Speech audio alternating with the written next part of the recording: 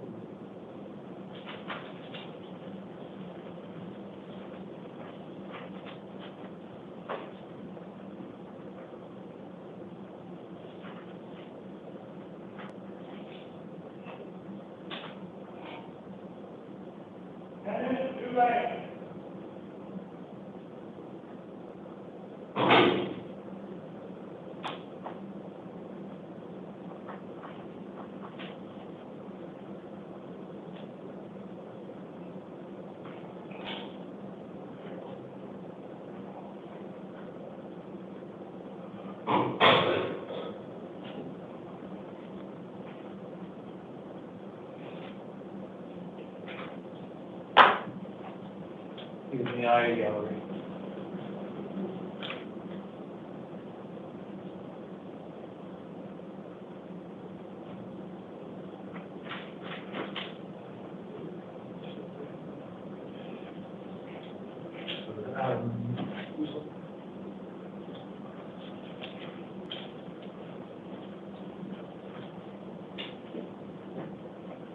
Good one. You're second. So do your.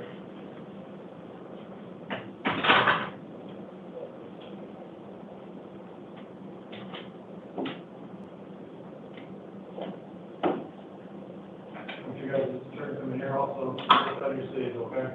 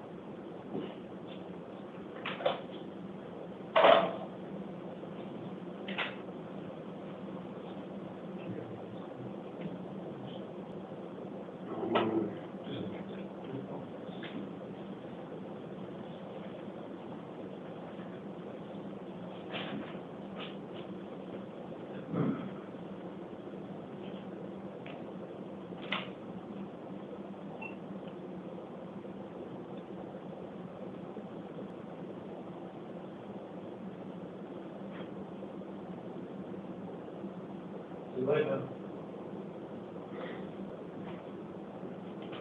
You can now leave while we wait for the judge. You had a chance to do this before we came in here. I wasn't in there, man. I'm sorry. We can't leave while we wait for the judge.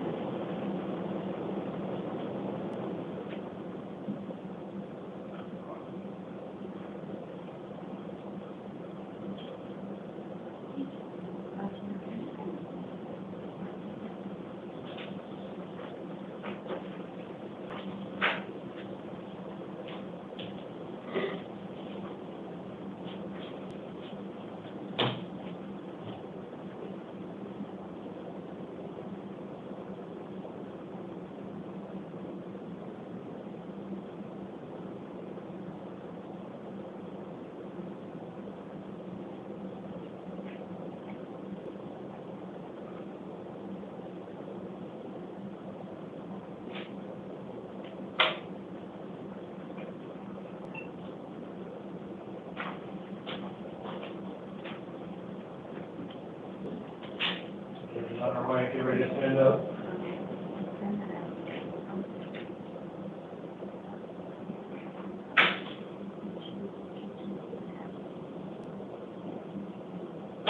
All right.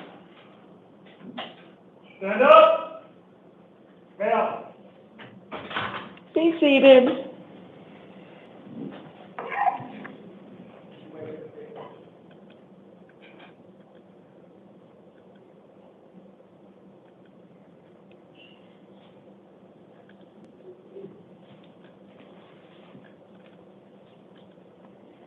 Okay, we on the record?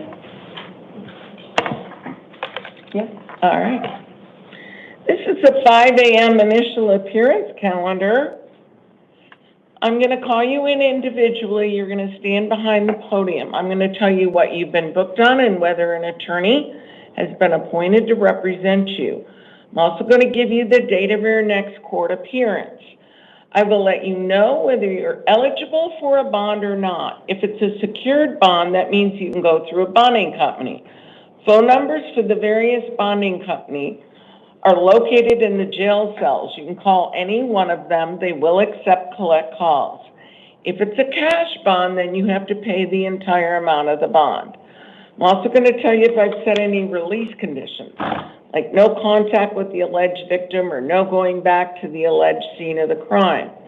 You need to follow each and every condition if you want to remain released.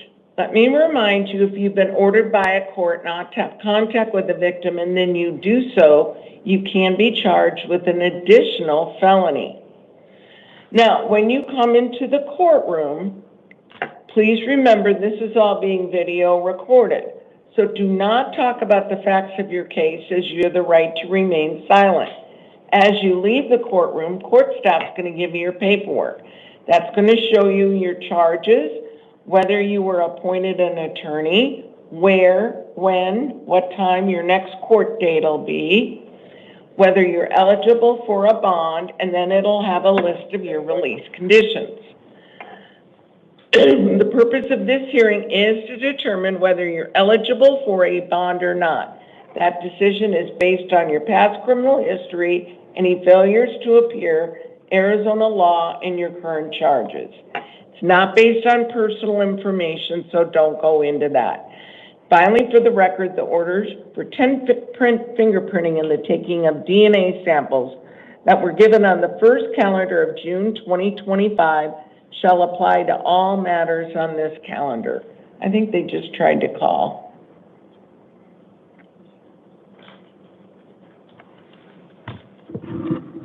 And it's which two, and...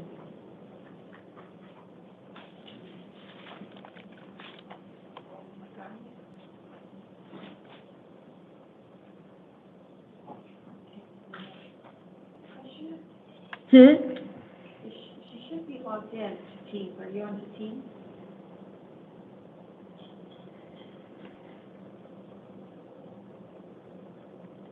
No, that's not it.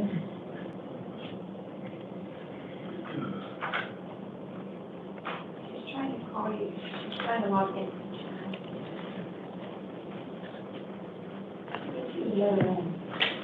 I don't even see it here.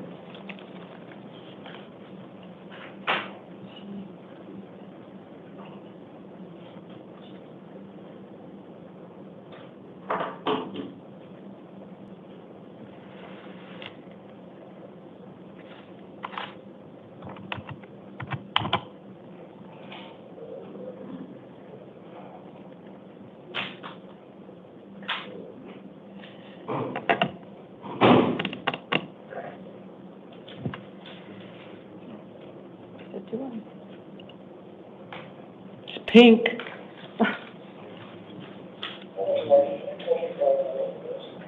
Did you double click on it? I thought I did. Oh, there. Join.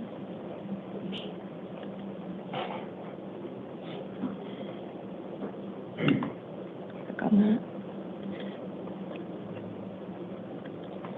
Is calling. I need to get it over here. Oh. Hello. Unmute. Can you hear me? I can't hear them. Yeah, camera, mic.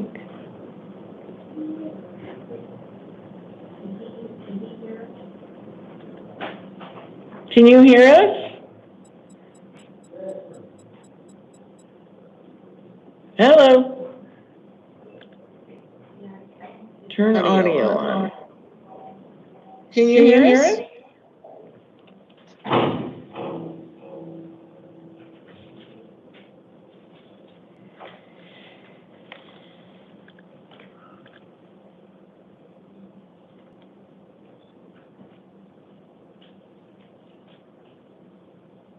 Did we lose them?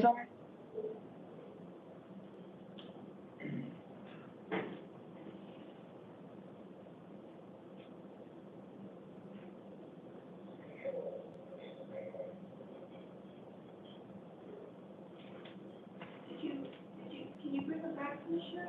Pardon? Can you click on him again? Here?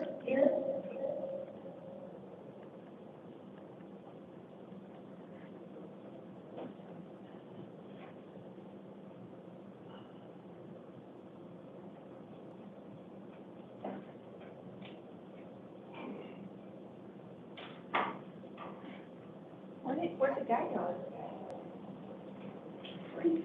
I couldn't hear him. What is that echo?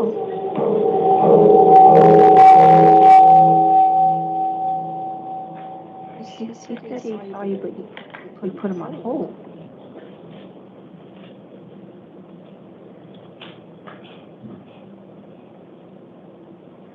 I don't know. I'm not sure. This is so different.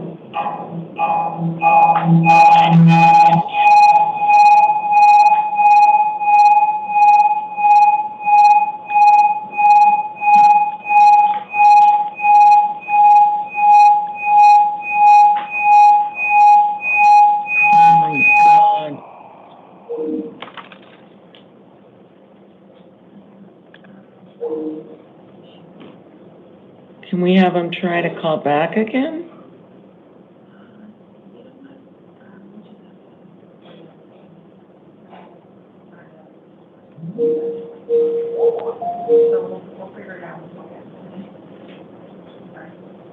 Can you hear us? I can't hear you very well.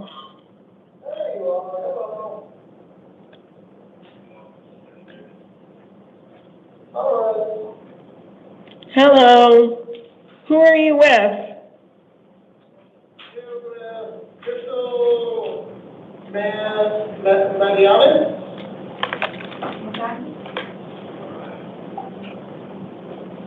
Okay. Number 5, Commissioner? Yep, I got it. All right. Yeah. So she's listening to Crystal, can you, I can see her a little bit. Can you lower it? Okay, Crystal, hi, my name is Cindy Nanetti. I'm a judge pro tem with the court. You have a Superior Court arrest warrant. This is for one charge. It's escape in the second degree, class 5 felony. This allegedly occurred June 7th of 2025. So like 5 days ago. I'm appointing a lawyer to represent you. Your next hearing will be a status conference June 18th at 8:30. And I've set a $5,000 bond. All right? I can't hear what she's saying.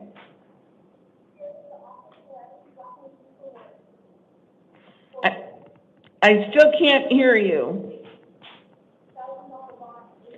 $5,000 bond. So you can go through a bonding company. But I know that you're in on other charges, correct?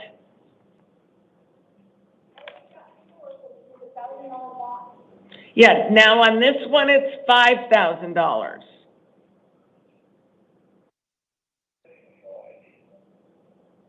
Can you tell me what she just asked?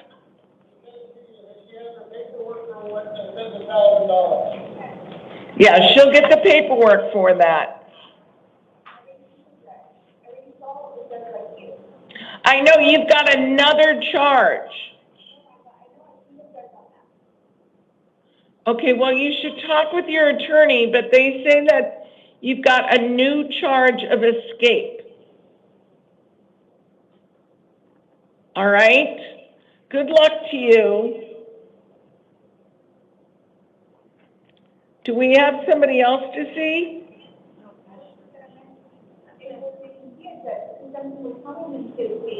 Something was coming in my head to see that he's going to hurt me. Okay, well, all I can tell you is you should talk with your lawyer, but this is a new charge. And an arrest warrant was signed by a judge, okay? So you've got one more new charge. All right, do we have somebody else to see, Deputy? No, that's all. Is that it? All right.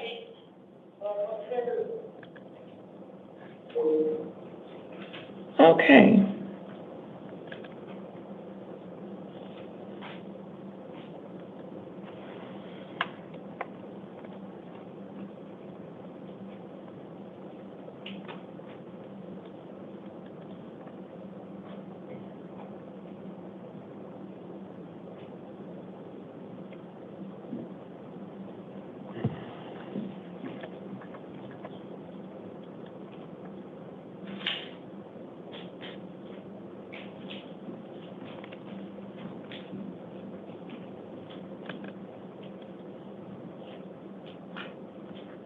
All right, can I see Kenneth Newbanks?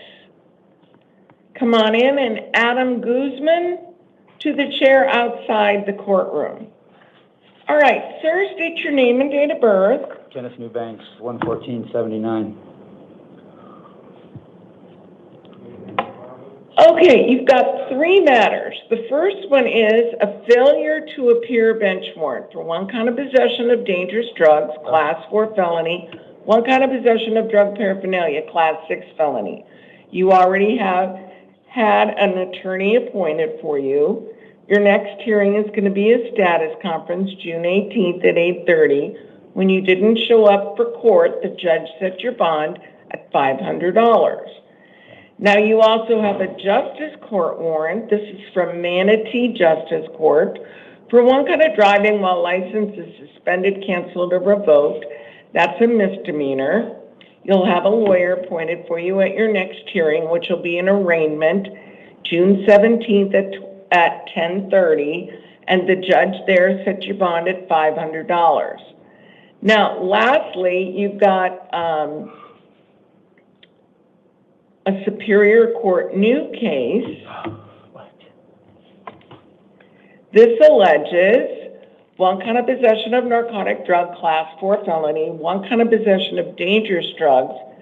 I did not find probable cause on the dangerous drugs count. Let me tell you why. Whatever substance it was, they didn't test it. So if they test it and it turns out to be a dangerous drug, they can refile it. But right now, I did not find probable cause. And then 2 counts of possession of drug paraphernalia, both class 6 felonies. I've appointed a lawyer to represent you. Your next hearing will be a status conference, June 18th at 8:30. I'm also going to set an evidentiary hearing for June 19th at 1:30. Now, Arizona Criminal Rule of Procedure 4.2A7A says if you're out on release on a felony, which you were on the first case that we talked about, and you allegedly commit another felony when you're on release, you can't bond out. You're non-bondable. But you also are entitled to challenge that. And that's going to happen at that evidentiary hearing on June 19th. You and your lawyer can argue that you should be able to have a bond or be released, okay? So that'll happen at that evidentiary hearing. All right, get your paperwork from the court staff. So I'm staying in, right? Pardon? I'm staying in. Yeah. Yeah, gotcha. Adam Guzman, come on in. And then Nathan Sabarzo to the chair outside the courtroom.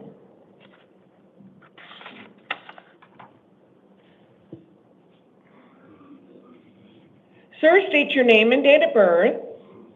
Adam Joseph Guzman, 12/09/1993. Okay, you have two matters. They're both probation violations. You're on probation for 2 Class 6 felonies. Probation is alleging you violated term 4 and 5. I've appointed a lawyer on each of these to represent you. Your next hearing will be an arraignment, possible disposition, June 18th at 8:30. And pursuant to Arizona Criminal Rule of Procedure 27.7C and 7.2C, you're going to be held non-bailable on each of these. Get your paperwork from the court staff. Nathan Sabarzo, come on in, and then James Dotson to the chair outside the courtroom. Sir, state your name and date of birth. Nathan Sabarzo, 4/21/1998. You have a Superior Court new case alleging 1 count of armed robbery with a deadly weapon, Class 2 felony, 1 count of possession of drug paraphernalia, Class 6 felony, 1 count of disobeying or resisting an order or mandate of the court, Class 1 misdemeanor.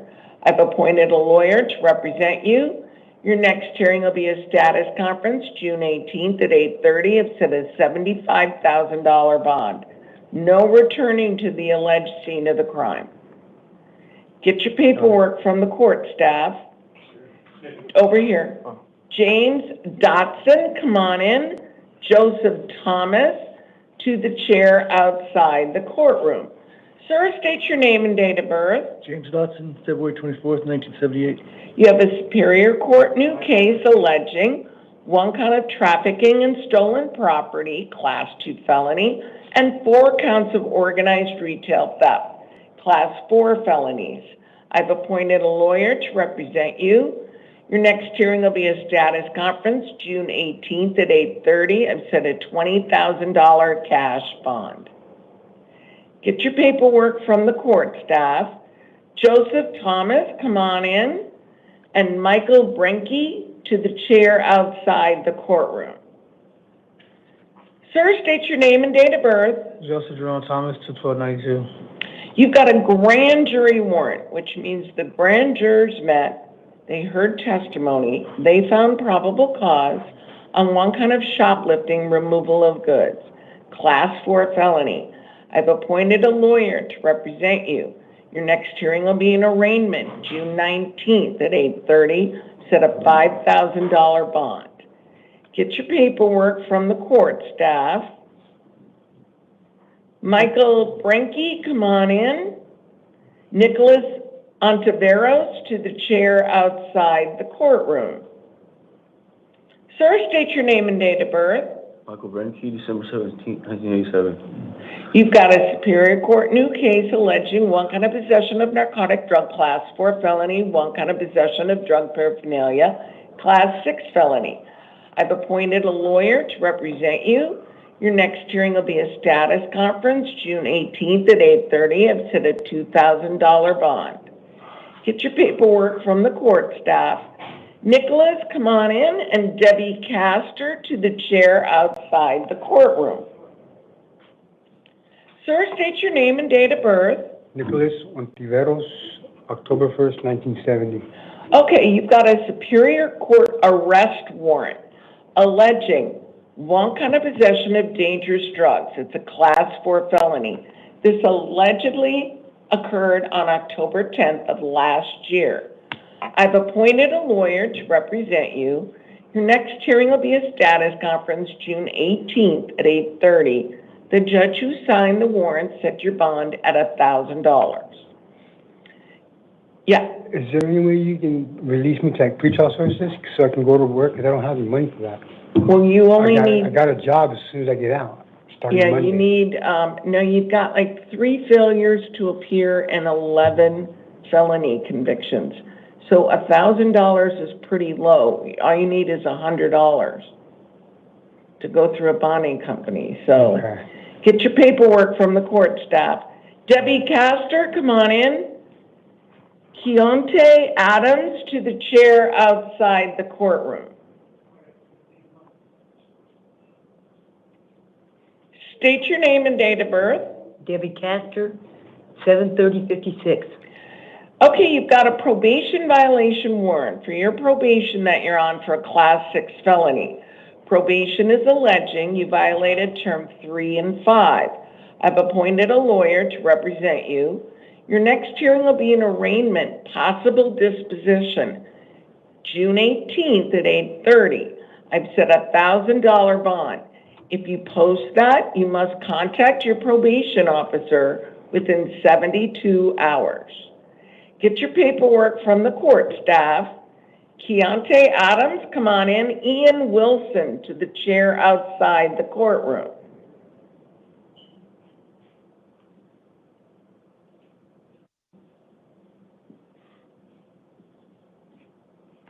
Okay, state your name and date of birth. Keontae Chantalise Adams, 7/13/81. All right, you have 2 matters. The first one is a Superior Court new case alleging 1 count of possession of narcotic drug, Class 4 felony, 1 count of possession of drug paraphernalia, Class 6 felony. I've appointed a lawyer to represent you.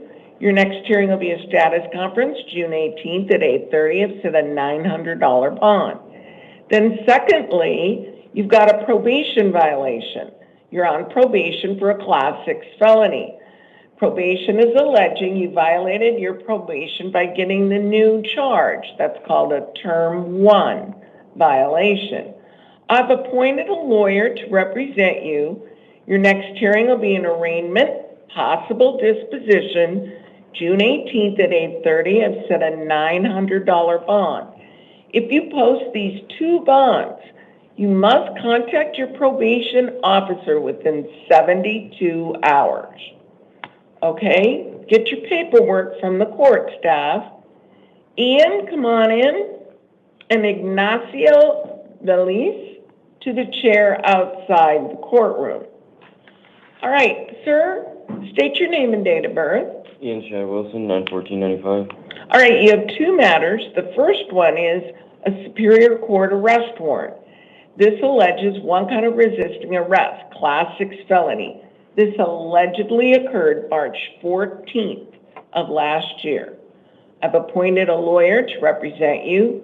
Your next hearing will be a status conference, June 18th at 8:30. The judge set your bond at $500. Now, the next one is a probation violation. You're on probation for a Class 4 felony. Probation is alleging you violated your probation by getting a new charge. That's called the Term 1. I've appointed a lawyer to represent you. Your next hearing will be an arraignment, possible disposition, June 18th at 8:30. Set a $900 bond on this. If you post these 2 bonds, $900 and $500, you must contact your probation officer within 72 hours. Okay? Mm-hmm. Get your paperwork from the court staff. Ignacio Veliz, come on in. Renee Hines to the chair outside the courtroom.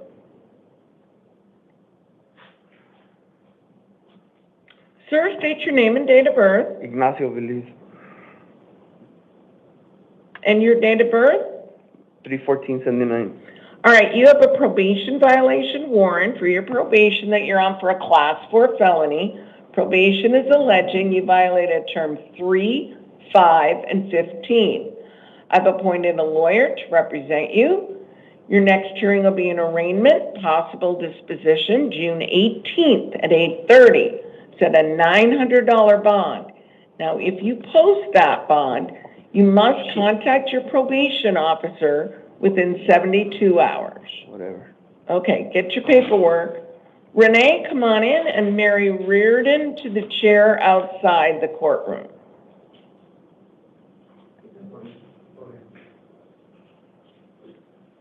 State your name and date of birth. Renee Francis Hines, 122582. 1225 of 82.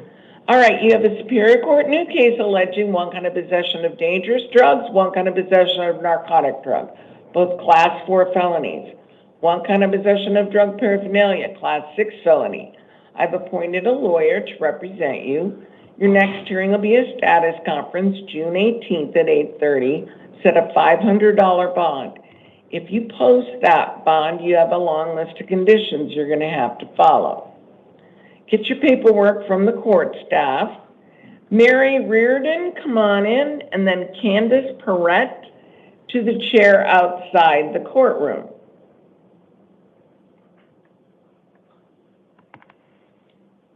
State your name and date of birth. Marianne Reardon, 2/24/1959. Okay, you have a Justice Court new case alleging one kind of an assault, Class 1 misdemeanor. You'll have a lawyer appointed for you at your next hearing, which will be an arraignment, July 1st at 2 o'clock. I'm going to release you on your own promise to go to court, but you cannot return to the alleged scene of the crime, no contact with the alleged victim. No email, no texting, no calling, no nothing.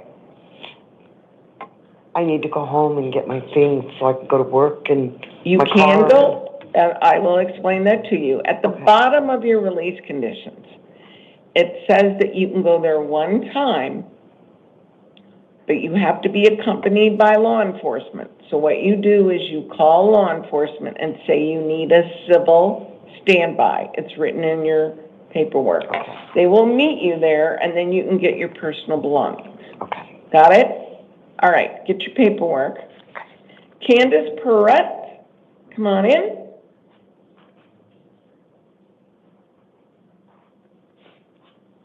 State your name and date of birth. Candace Perret, and 7485. All right, you've got a Superior Court new case. You had 4 charges: possession of dangerous drugs, possession of narcotic drug, possession of drug paraphernalia, and one kind of shoplifting. I did not find probable cause on any of those cases. Let me tell you why. On the dangerous drug and the narcotic drug, they didn't tell me whether the police tested whatever substances they were. But if they test them, and it turns out to be a dangerous drug and a narcotic drug, they will refile it. Possession of drug paraphernalia, I did not find probable cause because they didn't tell me what the drug paraphernalia allegedly was. Again, if they write that in a summary, it can be refiled. Shoplifting, they just told me you shoplifted, and they didn't tell me what happened. So again, I could not find probable cause.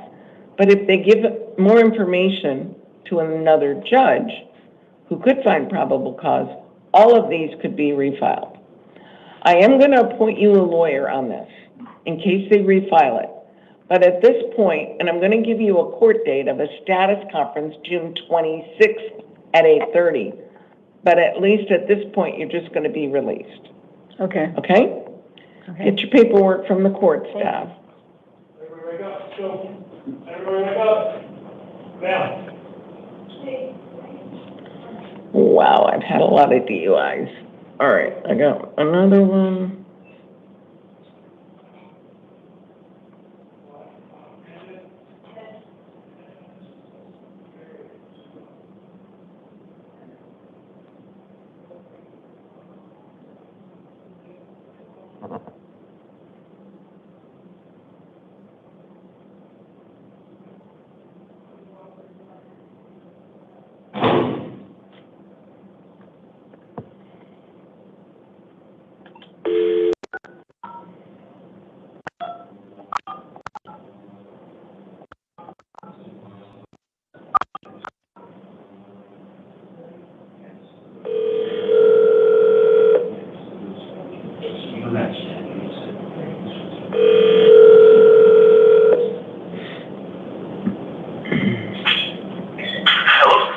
Is this Bailey Cooper?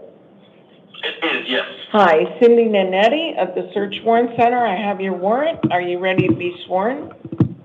I am. Do you swear or affirm that the information contained in the affidavit and warrant are true and accurate to the best of your personal knowledge, information, or belief? I do. Okay, I've granted it. Good luck. You got a real quick question? Yes. Is there any way for it to get emailed to me? I don't have access to a fax machine where I'm at. Oh, can they email electronic warrants? How did you write the electronic warrant? I wrote it on like my city computer. Does it just, I don't know, my boss asked if I could get it emailed to me. I don't know, you should have it back on, do you have your computer with you? I do, yes. It'll just go onto the computer. Yep. Okay, then. What? That answers that question, I believe. I can't hear you. Oh, then that should work just fine. Okay. Yeah, let us know if you don't see it, but it should be there. All right, I appreciate it. Thank you very much. All right, bye. Bye-bye. How come I still have James Dodson? Oh, no. I saw him. It's still blue. Okay, Jose, come on in.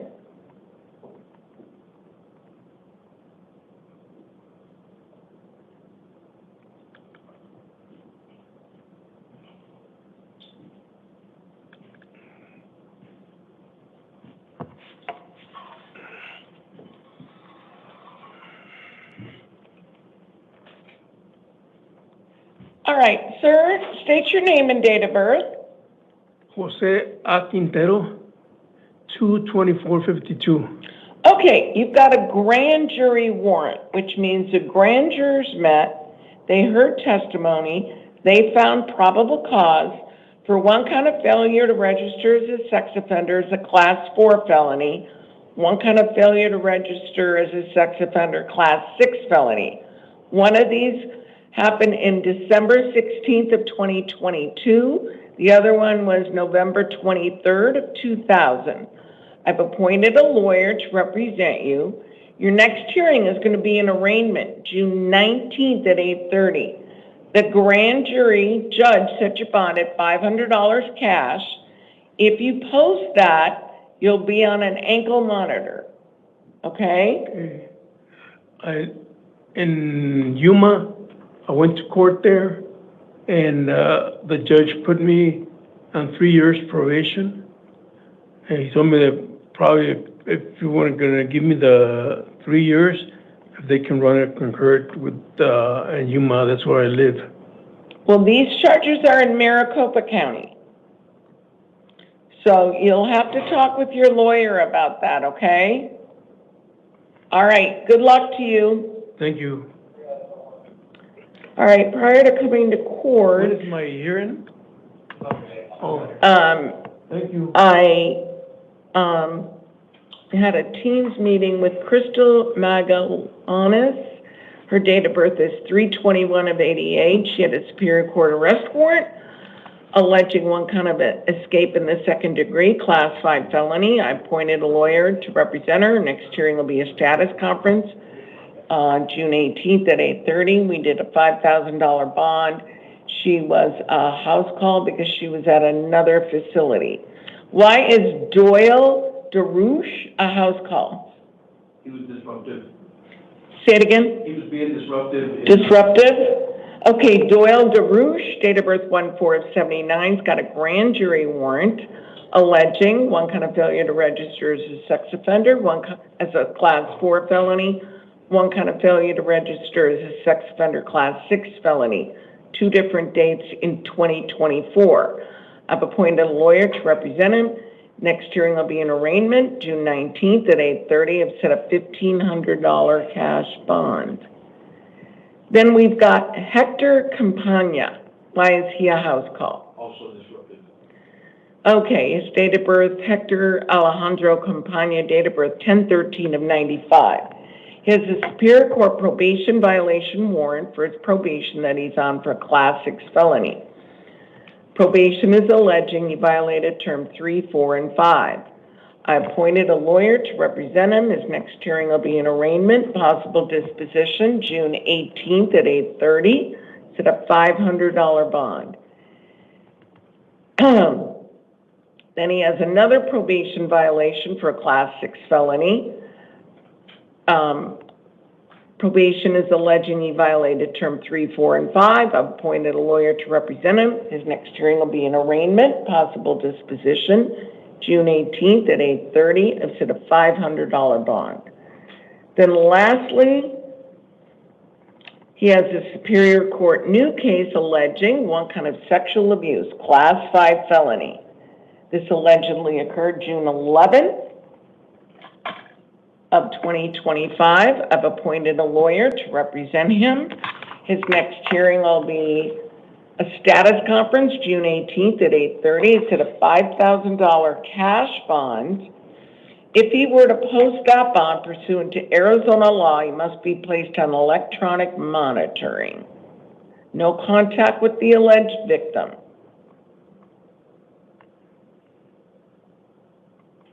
Are we off the record, Commissioner? Pardon? Off the record now? Let me just check.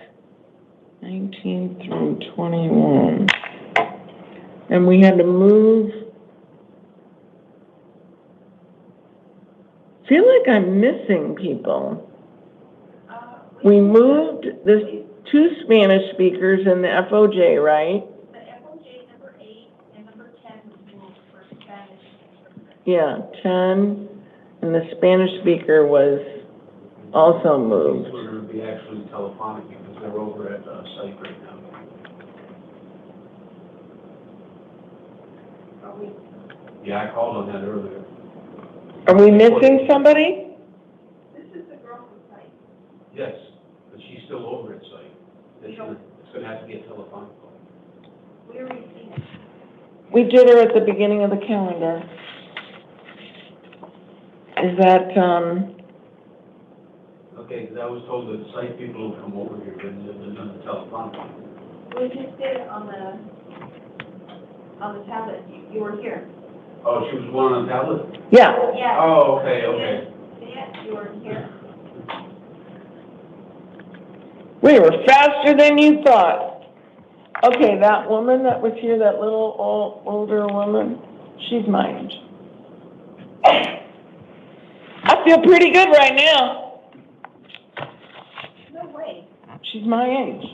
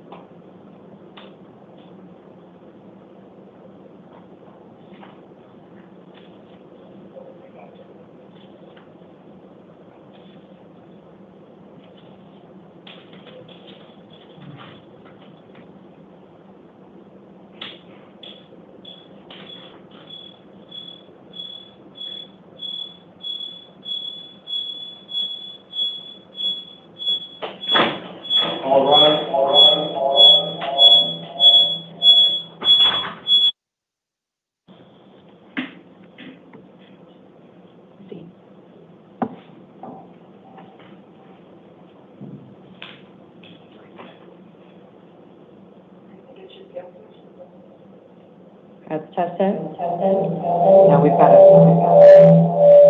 There's a microphone on that needs to be turned on.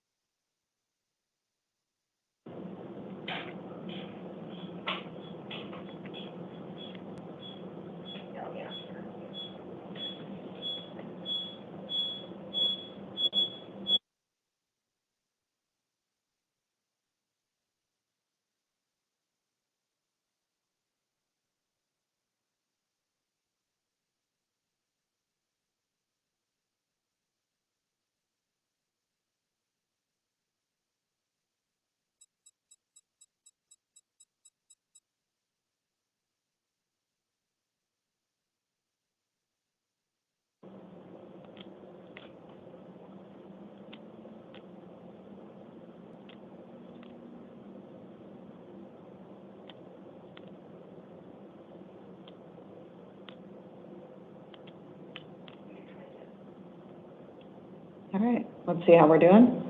Okay, sounds like it's gone. All right, thank you. All right, we do have the interpreter on the line. Good morning, I'm on the line. I'm your side interpreter, Your Honor. All right, thank you. I'll let you go ahead and do your appearance, and then I will do my initial advisements here. Sure, absolutely. And when you say that, Your Honor, my appearance, did you want me to ask if there's, I'm not sure exactly what you're asking. I just need you to name? announce your name Sure, and who you absolutely. are for this next hearing. So it's just your appearance for this matter. Absolutely. Grant Wetzel, court interpreter, Your Honor. I'm appearing for the 8 a.m. IA court. All right, thank you, Mr. Wetzel. This is Commissioner Procco, and this is the 8 a.m. initial appearance calendar for June 12th, 2025. Buenos días, yo soy la juez comisionada Procco. Esa es la vista incoatoria de las 8 de la mañana para la fecha del 12 de junio del año 2025. The court's orders for the taking of fingerprints and DNA that were given on the first calendar of this month shall apply to all matters on this calendar. Bueno, las órdenes para la toma de huellas dactilares y la ADN expedidas en la primera vista de este mes corresponden a todas las audiencias en este calendario. When you hear your name, please step up to the podium that's in the center of the courtroom. Cuando escuche su nombre, pasa al podio que está en el centro de la sala. At the end of your hearing today, you'll be given some paperwork that will cover everything we go over in here. So that means your next court dates as well as all of your release conditions. Bueno, al final de la audiencia usted recibirá un documento que contiene toda la información que hemos repasado aquí el día de hoy, incluyendo sus próximas fechas de audiencia y sus medidas cautelares. Please keep in mind you have the right to remain silent. Everything you say in the courtroom is being recorded, both audio and video, and could be used in a future court proceedings.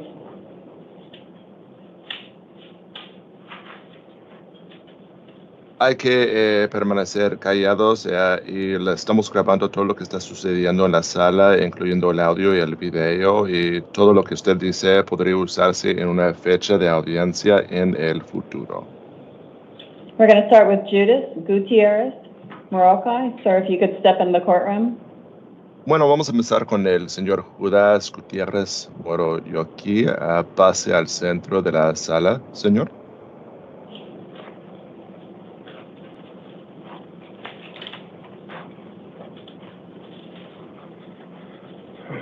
All right, so your full name and date of birth? And Y you, bueno, no, señor, diga su nombre completo y su fecha de nacimiento. Judas Manuel Gutiérrez Moroyoki, 10 de marzo de 1990. Judas Manuel Gutiérrez Moroyoki, March 10th, 1990. And sir, do you require the use of a Spanish interpreter to assist you today? Y señor, ¿necesita la ayuda de un intérprete que habla español para que le ayude el día de hoy? Sí. Yes. Just make sure you go through the interpreter, so wait for him to come in and interpret each time, okay?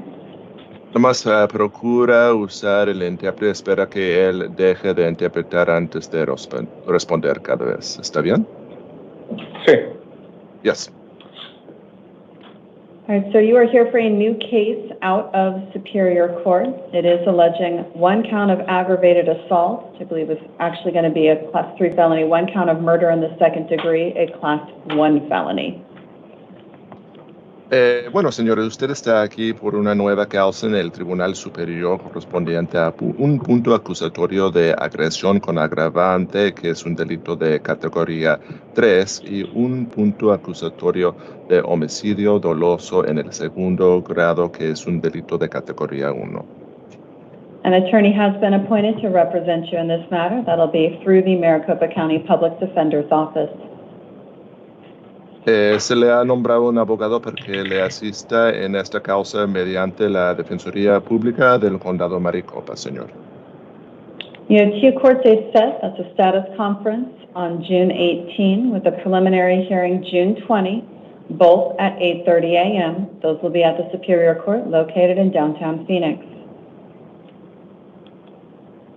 Y bueno, usted, señor, tiene 2 audiencias por venir. Uno que está programada para el 18 de junio, que es una consulta de seguimiento, en una audiencia preliminar para el 20 de junio. Ambas audiencias serán a las 8:30 en el centro de Phoenix, en el Tribunal Superior. We do have a written recommendation from the state, and Ms. Gaunt, are you going to be addressing that as well here today? Sí, tenemos una recomendación por escrita de la Fiscalía. La licenciada va a tratar con la cuestión aquí el día de hoy. Yes, Your Honor. Brooke Gaunt on behalf of the state. Sí, su señoría Brooke Gaunt, aquí en nombre de la Fiscalía. All right, thank you, and we'll go ahead and hear from you with respect to release. Bueno, gracias. Adelante, vamos a conocer de usted con respecto a las medidas cautelares. Thank you, Your Honor. The state's asking for $1 million cash-only bond along with electronic monitoring. Gracias, su señoría. La Fiscalía está pidiendo una fianza de $1 millón en efectivo solamente y también monitoreo electrónico de cumplimiento. This request is based on the nature of the charges. The victim is deceased with evidence of strangulation. Ese es por el carácter del ilícito. La víctima está occiso y tiene que ver con estrangulación. There is a strong weight of the evidence as there is a video of the subject entering and leaving the crime scene. Hay muchas pruebas. Hay un video del sujeto que está entrando y saliendo del lugar de los hechos. The state believes that he is a Mexican national and his legal status in the United States is unknown at this time. La Fiscalía cree que él es un originario de México y su calidad migratoria se desconoce en este momento. The state believes that he's a significant danger to the community as well as a probable flight risk. La Fiscalía cree que él es un gran peligro para la comunidad y también que es un probable riesgo de fuga. Thank you.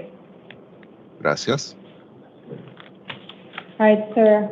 I have reviewed the probable cause statement in your matter based on the violent nature of the offense that you are here for, as well as the information provided by the state. I do believe that you do present a significant risk to the community, as well as a potential flight risk.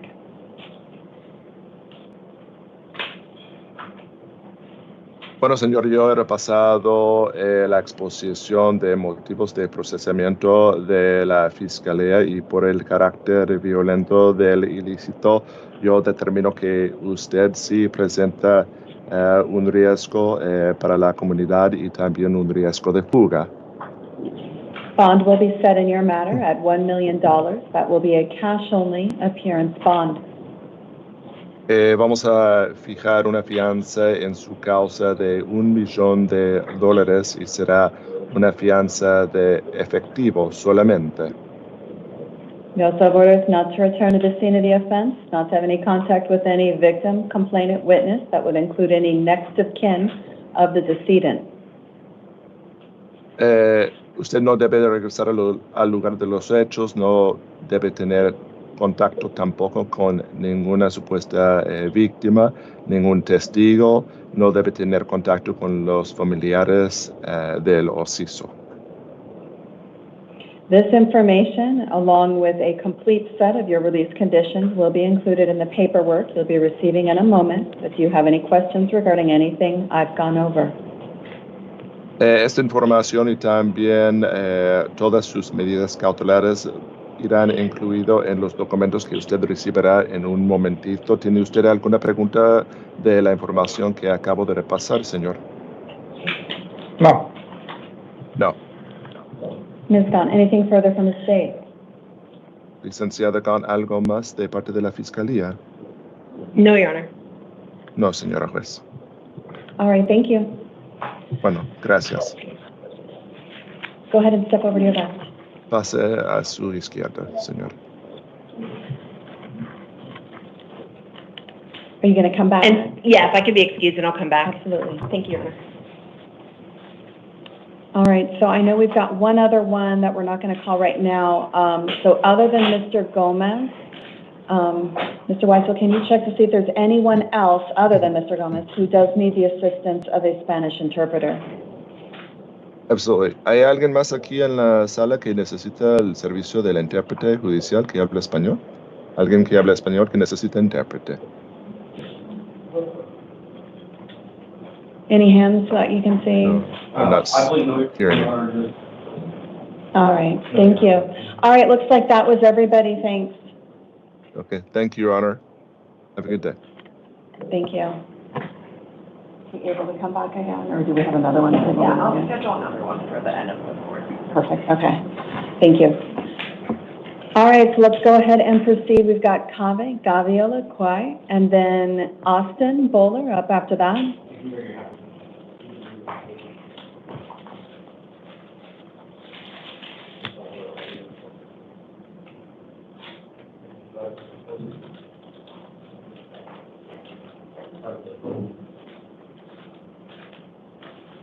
All right, so your full name and date of birth. Calvin Gaviola, May 26th of 2002. All right, thank you, sir. You were here for two separate cases today. The first one I have here is going to be a new case out of Superior Court. This is alleging one count of possession of a weapon by a prohibited person, which is a Class 4 felony, and one count of theft, that's a Class 6 felony. At this time, I only found probable cause for the prohibited possession charge. That doesn't necessarily mean that theft charge is going away. I just was not provided with enough information here today. Now, the public defender has been appointed to represent you in this matter. You do have a status conference set on June 18 with a preliminary hearing June 20, both at 8:30. Those will be at the Superior Court in downtown Phoenix. In your matter, I did receive a written recommendation from the state requesting a $25,000 secured appearance bond. Given your history, the fact that you're already on probation for disorderly conduct, I do believe a bond is appropriate. I didn't do quite the same amount, but you do have a $15,000 secured appearance bond. Your release conditions are still going to include that you not possess any weapons, which was already the case for you. You're also ordered to contact probation within 72 hours of your release, since you are still currently on supervised probation. Your probation matter is also on the calendar today, and that's going to be for a Term 1 violation. So it's the new offense is what's triggered it. So in that case, the public defender has been appointed as well. Revocation arraignment hearing June 19 at 8:30, and in that matter, you have a $1,500 secured appearance bond. You will get this information in your paperwork as well, but do you have any questions regarding either matter that I've just gone over? No. All right, if you want to go ahead and step to your left, you can pick up that paperwork and have a seat. Thank you, sir. All right, we have Austin Bowler and then Raymond Hernandez up after that.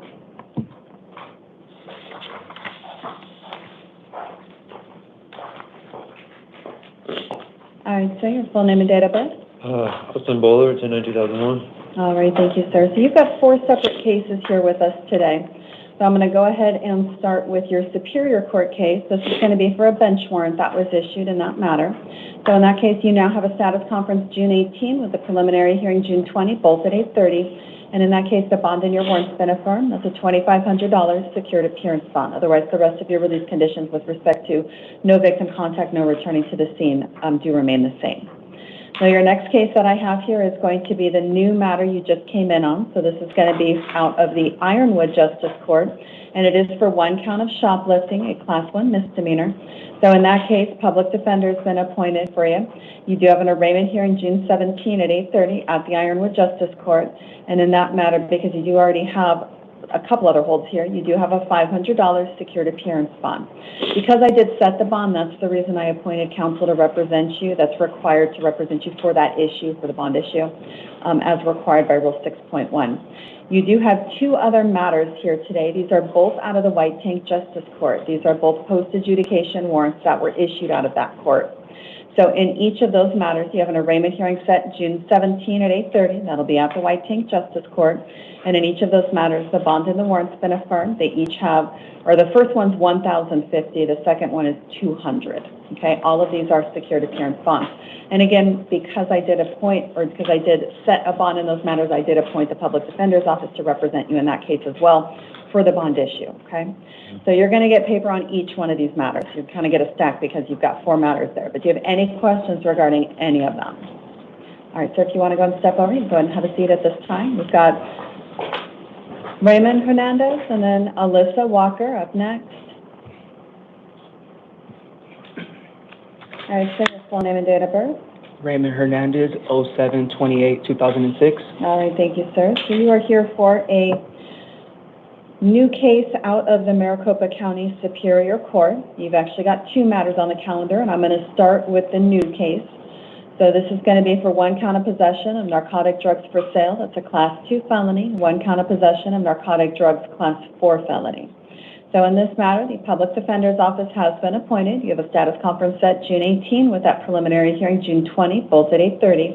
And those will be at the Superior Court in downtown Phoenix.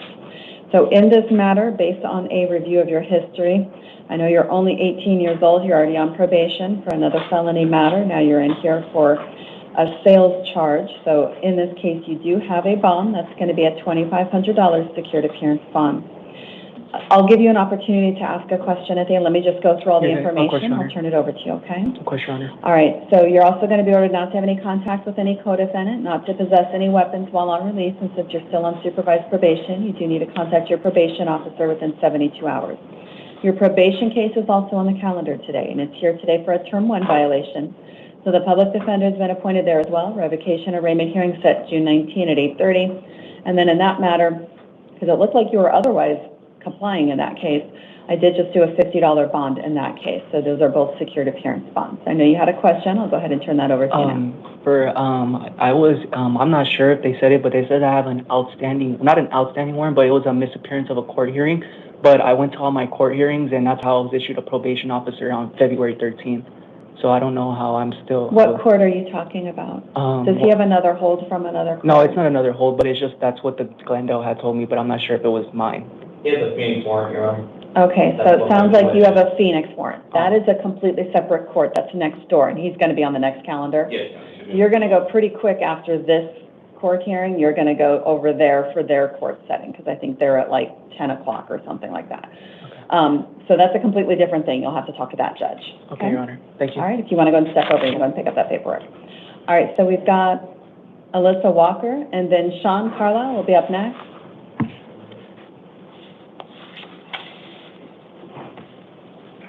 And then your full name and date of birth.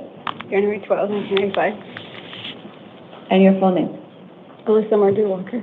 Thank you. So you are here for 3 separate cases today. I'm going to start with a new matter. That'll be out of Superior Court. So in this case, the charges are 1 count of possession of dangerous drugs, Class 4 felony, 1 count of possession of drug paraphernalia, that's a Class 6 felony.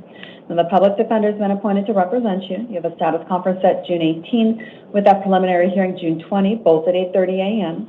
In that matter, because you are going to have a bond in your 2 probation cases, which are also here today, you do have a $50 placeholder bond in this case. I'm putting the $50 bond there because I want to make sure they know you're in custody in each of these matters. That does mean you could get transported to your court dates, and you also could get credit for time served if you're still in custody, okay? Your next 2 cases are those probation matters, each of which are here now for a Term 1 violation. So in both of your probation matters, you've got a Public defender appointed to represent you, revocation arraignment hearing set June 19 at 8:30, and in each matter, you have a $250 secured appearance bond. So the total for all three is going to be $550. If you do postpone and are released from custody, you're still on supervised probation. You do still have to abide by the terms you were provided, and that does include contacting probation within 72 hours. Do you have any questions for me at this time? No. All right, if you want to go ahead and step over, go ahead and have a seat. Thank you. All right, so we do have Sean Carlisle up next, and then after that, Jeffrey Oates.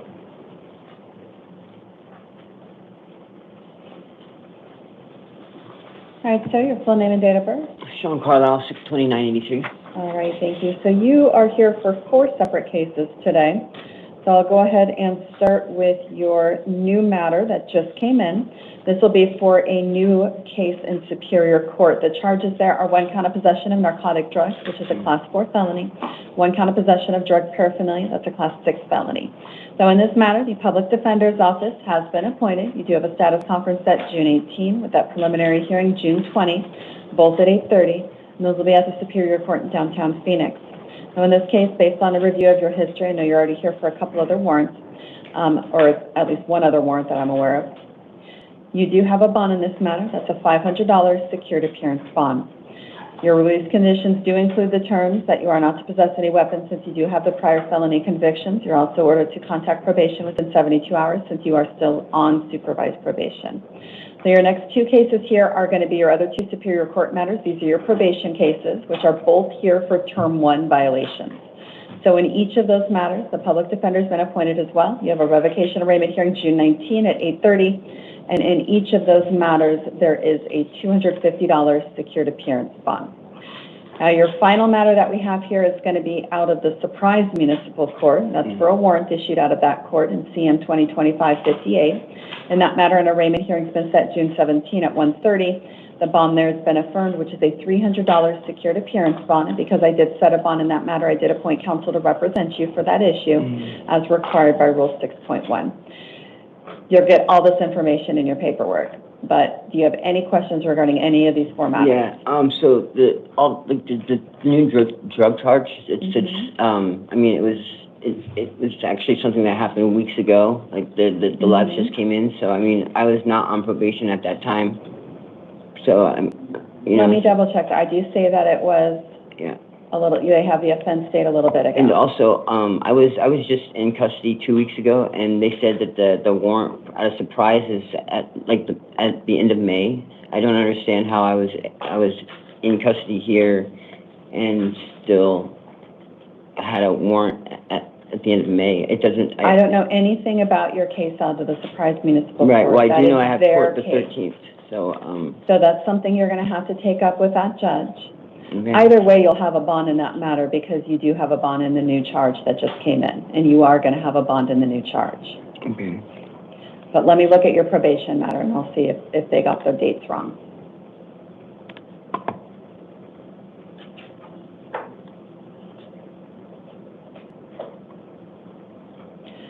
All right. This actually makes it worse for you, okay? Okay. They did get the dates wrong, which means that you were on felony release at the time that your new matter occurred. So at the end of April, the date of offense that you have for that case, you were on felony release in your 2 matters that you're now on probation for. So those 2 matters actually get dropped off the calendar, but because you were on felony release, you're required under Arizona law to be held non-bailable in the first case, which means you're not going to get released in the first case, at least not till that next court date. We're going to be setting an additional hearing for you in that matter. That'll be an evidentiary hearing. That's going to be, Martha, do you know when the evidentiary hearing is going to be in that case? 19. All right, which is going to be on June 19. That's the hearing that they set in order to allow the court to review those release conditions. Your probation dates and bonds will be dropped off here. I'm going to go ahead and get rid of those. I'm going to enter in a no probable cause on both since you were not on probation. Do you have any additional questions regarding these? Again, the first charge was it was the same scenario where it was like waiting for the labs to come back. So again, like I got charged with all this stuff like you know, systematically. Like I mean, I don't think I was on felony release when when the labs came back with the first charges, is what I'm saying. It doesn't matter. It matters what the date of offense is. The date of offense is when you are on felony release on those matters. No, I know, but I'm getting charged today with drugs that I was charged with weeks ago. With drug possession. Yes. For an offense that occurred back then. Yes. So as a result, it does indicate that. Right. So I mean, like again, but the new matter today is something that actually happened weeks ago. Right. That's the date of offense. Okay. So I don't understand. What are you trying to say? Well, I mean, I'm being held today on stuff that happened weeks ago. Like that's the same thing that happened when I was on felony release. Like I again, like it's confusing to me, but I just whatever. So. When were you brought in on your other charges? I was here. Did you plead right away? I was here 2 weeks ago for 15 days.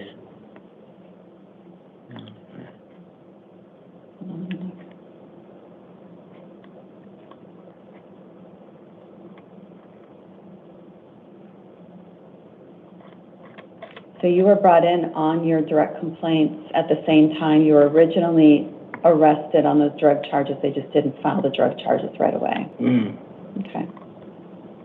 You might actually be in a gray area there where I can change it back. Because that's basically the same day. All right, here's what I'm going to do. I'm going to change it back. So sorry, that original release condition is going to still apply. And I haven't changed anything yet, so you can just use the same paperwork that you used before. All right, so the original release condition with your dates on June 18, June 20 will still apply. You've got a $500 bond. And then you do have a surprise municipal court case, which has a $300 bond. You're going to have to discuss that with that court. Okay, they're the ones that issued that warrant, so they're the ones that would figure that out. But either way, I have to set something in that matter because you do have a bond in your first case, and you are going to have a bond there. That's not going to change for sure today. Okay. All right. Any other questions regarding that? No, thank you. No. All right, have a seat, and we'll get paperwork out to you. We do have to change some of his paperwork since his probation matters are going to be no probable cause now, since he was not on probation. So I do have to make that change. I apologize.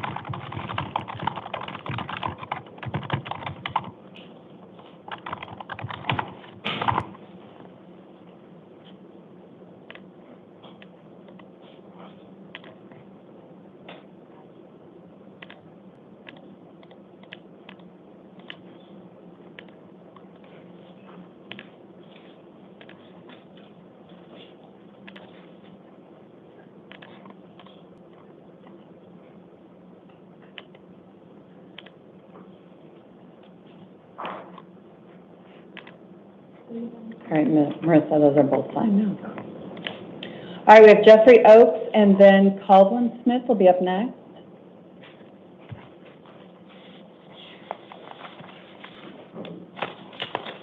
All right, sir, your full name and date of birth? Jeffrey Oakes, 10/25/1987. All right, sir, you're here for two separate cases today. The first one's going to be a new case out of Superior Court, and that's alleging one count of criminal trespass in the first degree, which is a Class 6 felony. In that matter, the public defender has been appointed. Your court dates are a status conference June 18 with a preliminary hearing June 20, both at 8:30. And those will be at the Superior Court in downtown Phoenix. So in this case, based on a review of your prior history, and specifically I'm talking about your failure to appear history, along with the fact that you do have your probation matter here as well, you do have a bond. That's going to be a $500 secured appearance bond. Your orders do include that you not return to the scene of the offense. You cannot go back to that apartment, no contact with any alleged victim, complainant, or witness. And because you are still on supervised probation, you must still contact probation within 72 hours if you are released from custody.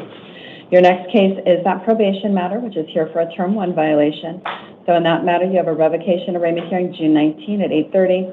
And in that case, there is a $500 secured appearance bond. So that's going to be $1,000 total for both matters. Do you have any questions regarding that? No. All right, if you want to step over, you go ahead and have a seat at this time. All right, we have Calvin Smith and then Omar Stanford will be up next.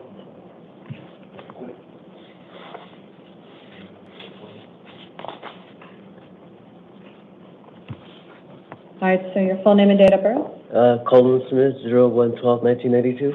All right, thank you. So you are here for two separate cases today as well. Your matter, the first matter I have here is going to be the new case out of Superior Court. The charges are one count of possession of narcotic drugs, that's a Class 4 felony.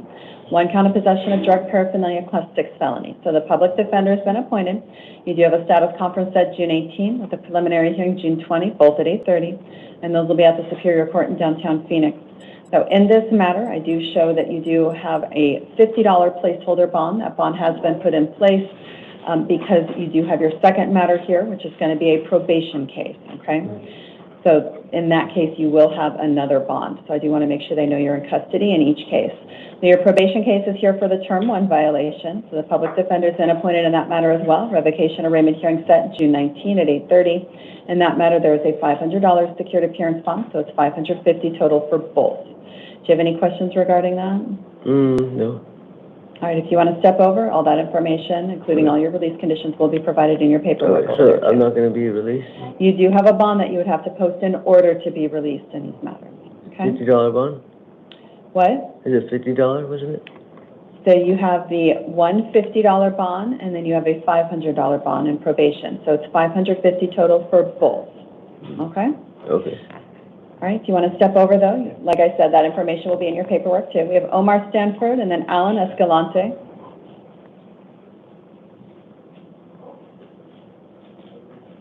All right, so your full name and date of birth? Omar Stanford, February 4th, 1992. All right, so you are here for a new case out of Superior Court, as well as, it looks like, a second case that you have here, which is a direct complaint. So the first matter that we have here is going to be the new charge that just came in. This is for one count of possession of narcotic drugs, Class 4 felony, one count of possession of drug paraphernalia, Class 6 felony, and one count of tampering, which is also a Class 6 felony. Now, the Public Defender's Office has been appointed. You have a status conference set June 18 with a preliminary hearing June 20, both at 8:30, and those are going to be at the Superior Court in downtown Phoenix. So in this matter, you do have a cash bond in the amount of $50. That's because you are going to have a bond in the second case here, which is that direct complaint.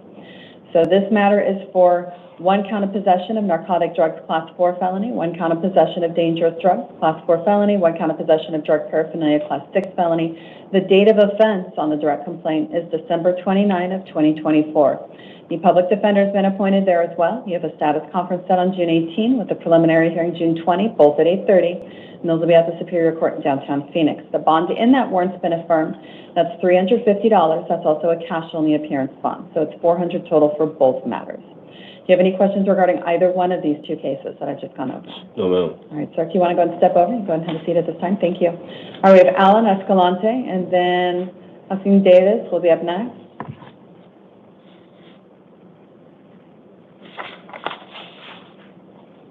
All right, sir, your full name and date of birth? Alan James Escalante, October 7th, 1971. Thank you, sir. So you're here for a probation violation warrant that was issued. That's for a petition to revoke filed alleging a violation of terms 3 and 5 of your probation term. So the public defender has been appointed. Your revocation arraignment hearing is June 19 at 8:30.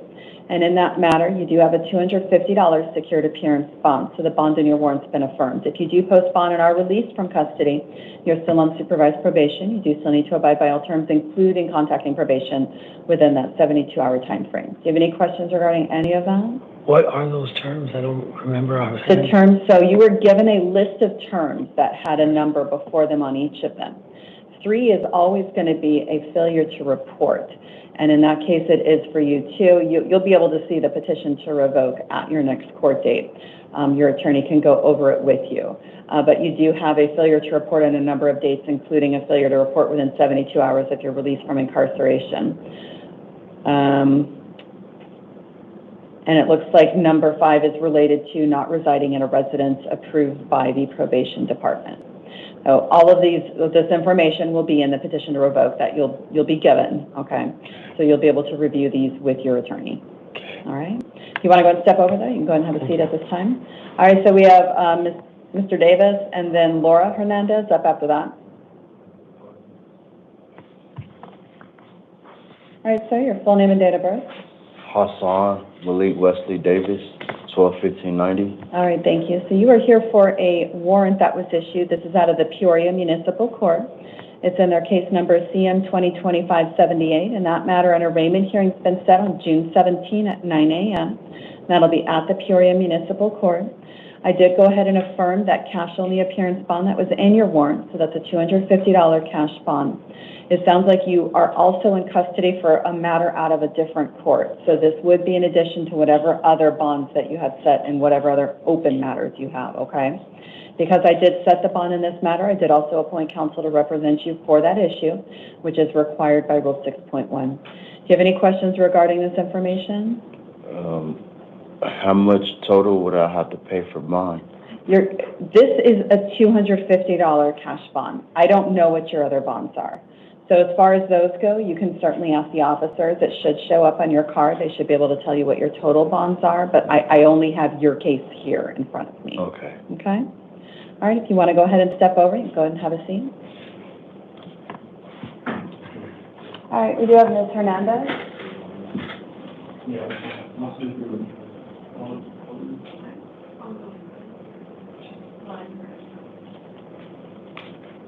All right, let's go find out.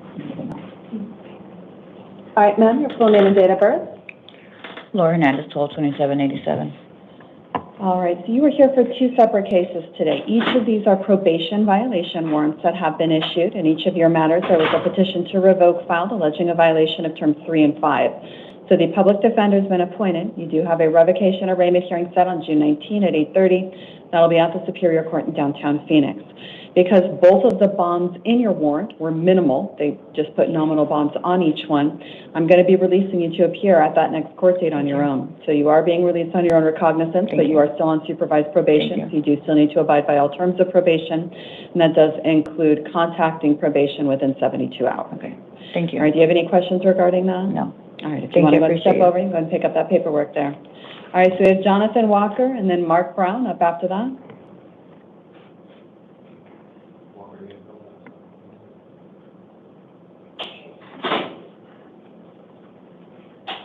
All right, sir, your full name and date of birth? 8/23/96. And your full name? Jonathan Walker. All right, so you are here for a warrant that was issued. This is out of the Goodyear Municipal Court. So in that matter, the charges, well, you've already got the charges. That was 1 count of theft and 1 criminal trespass in the 3rd degree.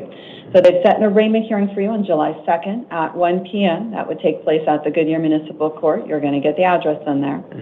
I don't show you've had any other warrants issued in this matter, so I'm going to give you another shot to appear at that next court date on your own. You are being released on your own recognizance. That is going to be your promise to appear. You have the same release conditions with respect to not returning to the scene of the offense or have any contact with any alleged victim, complainant, or witness. I'm just going to warn you, if you fail to appear on July 2nd, it's very likely another warrant's going to issue at that time, and you probably won't have the same luck when you come in here again. Do you have any questions regarding that? No. All right, if you want to go ahead and step over, you can go ahead and pick up that paperwork there and have a seat. All right, so we have Mark Brown and then Jacob Martinez. Oh, okay.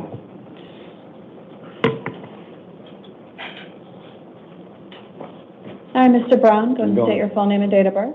Mark Brown, 42371. All right, thank you, sir. So you are here for a new case out of Superior Court. The charges are 1 count of criminal trespass in the first degree. That's a Class 6 felony. 1 count of possession of drug paraphernalia, which they've submitted as a Class 1 misdemeanor in this matter. So the Public Defender's Office has been appointed. You have a status conference set June 26th with that preliminary hearing June 30, both at 8:30. And that's going to be at the Superior Court located in downtown Phoenix. In this matter, I did follow the PSA recommendation. You are being released subject to the supervision of pretrial services. So before you go, you're going to get some additional information regarding that process. It's going to include their contact information because you do have to stay checked in with them while on release. Your release conditions do include that you are not to return to the scene of any offense, not to have any contact with any alleged victim, complainant, or witness. You can't go back to that vacant apartment. Do you have any questions regarding that? No, no. All right, go ahead and step over and go ahead and pick up that paperwork that's over there. We've got Jacob Martinez and then Vincent Massengill up next.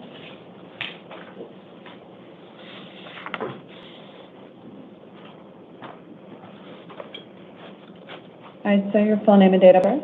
Jacob Gabriel Martinez, March 31st, 2006. All right, thank you. So you are here for a warrant that was issued. This is out of the Agua Fria Justice Court. So in that matter, you have an arraignment hearing set on July 2nd at 10:30 a.m.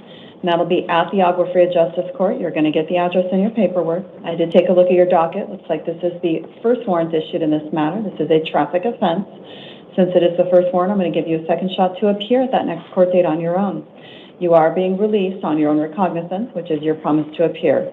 I am going to warn you, if you fail to appear at that July 2nd court date, it's very likely another warrant will issue on that date, and you will likely get a bond next time you come in here on a warrant for this case. Do you have any questions regarding it? No, thank you. All right, if you want to go ahead and step over, go ahead and have a seat at this time. We've got Vincent Massengill. No, that's yours. Take a seat up to the left. And then we'll have Darren Spencer up after that. All right, so your full name and date of birth? Vincent Edward Massengill, January 23rd, 1984. All right, thank you. And Ms. Gahn? Thank you, Your Honor. Brooke Gahn on behalf of the state. All right, thank you. All right, so you are here for a new case out of the Maricopa County Superior Court. The charge is 1 count of aggravated DUI involving a passenger under the age of 15. That is a Class 6 felony. So in this case, the Public Defender's Office has been appointed.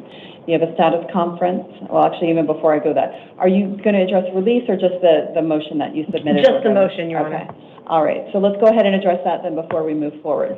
Go ahead. Thank you, Your Honor. The state is asking to seal the Form 4 because it contains personally identifiable information regarding a minor. I believe that they put his birthday in there.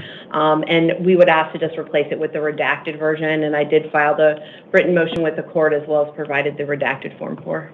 All right, thank you. And I do see that we do have the redacted Form 4 in there. I've also seen the motion for that. Based on this, I'm going to go ahead and grant that. Let me make sure it does stay. All right, that Form 4 has been sealed. All right, Mr. Massengill, that was really more administrative in nature. The reason we're doing that is because your son's identifying information, that being his birth date, was in there. So we want to make sure that isn't open for release just because of that, since he is a minor. Thank you, Your So Honor. in this matter, you do have a status conference set June 26th, preliminary hearing June 30, both at 8:30, and that's going to be at the Superior Court in downtown Phoenix. Based on a review of your history, in other words, really the lack thereof of any significant history, I don't see anything since 2009 as far as you do have a DUI from then. But because of that, I am going to follow the PSA recommendation. You are being released on your own recognizance. That is your promise to appear. Your release conditions do include that you're not to possess any drugs without a valid prescription. You're not to possess or consume any alcohol. And given the nature of the offense, you are not to drive a motor vehicle with anyone under the age of 18 years in the vehicle until further court order. Do you have any questions regarding that? Yes, earlier you made a statement if we have to go out of state. My son plays club soccer and we have to go to California. Who do I talk And to? is that planned? It's in August. Okay, so you got plenty of time for that. I didn't know if that was with you or the Yeah, other. so basically from here, this case is going to go to the county attorney's office. They'll make a decision as to whether or not they're going to charge the matter. Yes, So ma'am. you'll know by June 26th. I recommend calling the court prior to your court date. I did put the number for the court in your paperwork with that statement saying call a few days in advance so you can verify the hearing details. If they did file charges and you go in for that June 26th court date, talk to your attorney about anything that you have planned for later in the summer, okay? Yes, Your Honor. All right, so that'll be the appropriate time to see if that's going to work, okay? And then All right. I can't have him in the truck, correct? Not while you're driving. You'd have to have another driver at that time. Okay. Okay, at least until further court order again. Yes, Your Honor. All right. All right, if you want to go ahead and step over, we'll get that paperwork over to you. All right, so we've got Darren Spencer.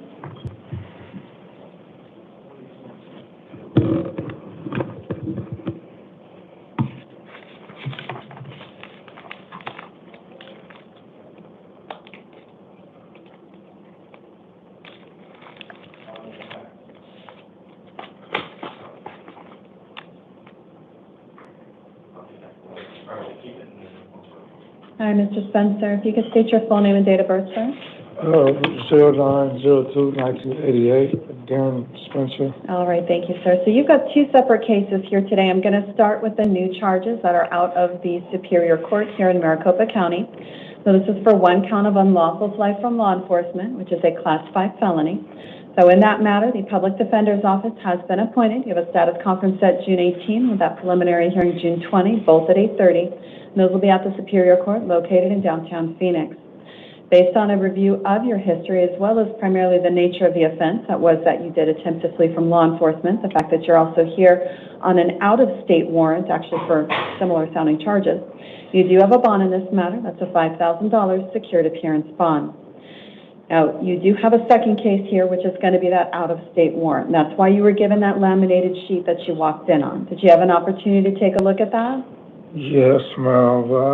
Really uncomprehending this. Okay. It's a lot. Well, in that case, if you don't understand it, I'm going to go ahead and set a hearing for you here in Maricopa County, an extradition hearing, which might be what you want to do anyway, given that you have a new charge that just came in, okay? Yes, ma'am. But I'm going to go over that for you, okay? I'm going to go over the options that you have here today, and we'll see if you do want to set that extradition hearing, okay? Yes, ma'am. All right, so the first choice that you have here is you can choose to waive extradition. What you read on that laminated sheet there, that is the waiver of extradition language. So those are the rights that you'd be giving up in order to waive extradition in this matter. When you waive extradition, you are agreeing to return to the issuing state. In your case, that is going to be from the state of Wisconsin. So you would be saying, Wisconsin, I'm ready to come pick me up on this warrant. Wisconsin would normally have 30 days starting tomorrow to pick you up on that warrant. I'm stressing normally because if you have any local open cases, which it looks like you might here, that 30-day time frame would not start until the completion of the local case, okay? So that means that there would be a delay in picking you up if you do end up having these charges filed. So for that, you would be held in the Maricopa County Jail non-bailable until Wisconsin came to pick you up within their time frame. All right, you'd have no further hearings on that matter for your FOJ case or fugitive of justice case pending Wisconsin coming to pick you up. So that's if you choose to waive extradition, okay? You can choose not to waive extradition, at least not at this time. And that is also what I will enter in for you if you tell me, well, I don't understand, I need to talk to someone, or I need time to think about it. Either way, I would enter in a waiver or a non-waiver for you, okay, and set an extradition hearing here in Maricopa County. So if we go that direction, what's going to happen is I'm going to set that hearing on June 23rd at 1:30, and that'll be at the Superior Court located in downtown Phoenix. So in that matter, I can't appoint an attorney to represent you. So even though this is considered to be a criminal offense over in Wisconsin, the actual extradition case, which is what you have here in Arizona, is a civil matter, okay? You do have the right to retain an attorney to represent you. I'll also note I did appoint counsel in the other matter that you have. And there are also public defenders often present at those hearings who can provide assistance. There's just no guarantee of that, okay? Now, in that case, you would be bailable. So if you choose to waive extradition, you would be non-bondable. In this matter, you would be bailable, but that is a $50,000 secured appearance bond. So that's the amount you'd have to post to be released pending your next court date, which is going to be that June 23rd court date that you have if you don't waive extradition. Now, the process there is that a governor's warrant has to be signed by the governors of both states, so both Arizona and Wisconsin, in order to extradite you back. And that process can take up to 90 days. That's the time frame that they have in order to execute that warrant. Now, I'll also note you will be given another opportunity to waive if you choose to do so down the road. So at your next hearing, that would take place on June 23rd, you're going to be given this same option, okay? So if you choose to change your mind at that time, you can do that, all right? So based on what we've gone over here, do you still want me to set that extradition hearing for you and enter a non-waiver at this time? Yes, please. Okay. So we'll do that non-waiver. I did put in here for the notes for the next commissioner who's going to be handling your case that you do have a potential local open case, so they're aware of that as well, okay? All right, so we'll go ahead and set that hearing for June 23rd at 1:30 PM. You do have a secured appearance bond in the amount of $50,000. You're going to receive paperwork for both matters that'll have all this information in it. We're going to print out one of them right now, so we'll get it to you in a moment. But if you have any questions regarding these. Oh, no, no. All right, thank you, sir. If you want to go ahead and have a seat, we'll get your paperwork here in a moment, okay? All right. We'll have to pause for a minute because we also need to get another interpreter on the line, too. Oh, we do have an interpreter. Oh, great, okay. Good morning. All right, Mr. Weitzel, we're just going to wait just one moment, and we'll call in that matter that we've got again. Thank you for reappearing. Of course, absolutely.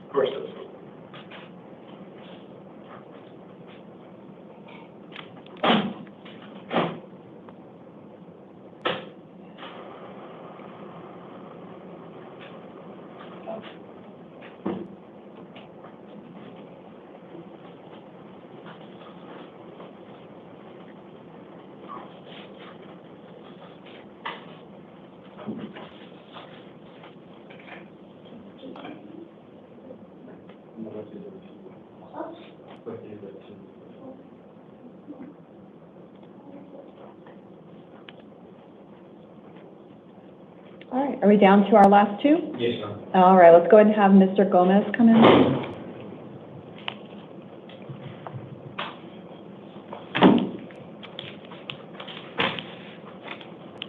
And Mr. Weitzel, we'll go ahead and have you do your appearance again since you're reappearing. That would support interpreter, Your Honor. All right, thank you. And sir, if you could state your full name and your date of birth. Manuel Gomez. Hold on. Oh, sorry. Señor, diga su nombre completo y su fecha de nacimiento, por favor. Manuel Gomez, date of birth is June 10, 1971. All right, we'll note that was in English. Mr. Gomez, do you need the assistance of a court interpreter? Yeah, that's fine. I use the assistant. I can use it. Do you need the court interpreter? Yeah, that's fine. Okay. Please. If you need a court interpreter, then I need to have you respond in Spanish. So go through the interpreter both ways, okay? Okay, that's fine. All right, thank you. Si necesita la interpretación, necesito que usted use el intérprete y que responda en español a las preguntas, por favor. And Mr. Gomez, you are here for a new case out of Superior Court for one count of child sex trafficking, which is a Class 2 felony. Bueno, señor Gómez, usted está aquí por una nueva causa en el Tribunal Superior, que es un punto acusatorio de tráfico de niños con fines sexuales, que es un delito de categoría 2. Based on the financial information I receive, I don't show that you qualify for court-appointed counsel, but you do, of course, have the right to retain an attorney on your own behalf to represent you. Bueno, con fundamento en la información que tengo aquí, usted no reúne los requisitos para tener un abogado de oficio, pero sí goza de la posibilidad de contratar a un abogado particular para que le represente. If you believe that you should be appointed an attorney based on your financial situation, you can bring that up with me here today, or you can also bring that up at your next court date as well. Si usted cree que reúne los requisitos para que le nombre un abogado, usted puede entablar la cuestión conmigo aquí el día de hoy o en la próxima fecha de audiencia. You have a status conference June 18 with a preliminary hearing June 20, both at 8:30. Those will be at the Superior Court in downtown Phoenix. Bueno, señor, usted tiene una consulta de seguimiento para el 18 de junio y una audiencia preliminar el 20 de junio, ambas audiencias a las 8:30 en el Tribunal Superior en el centro de Phoenix. I did receive a written recommendation from the state regarding release. Ms. Gaunt, did you want to appear on that as well? Sí, recibí una recomendación por escrito de la Fiscalía. Licenciada Gans, ¿quiere usted exponerse aquí en la sala sobre eso también? Yes, Your Honor. Brooke Gahn on behalf of the state. Sí, su señoría Brooke Gahn para la Fiscalía. Okay. The state's asking for a $50,000 cash-only bond, along with electronic monitoring, no contact with any minors, and no internet use.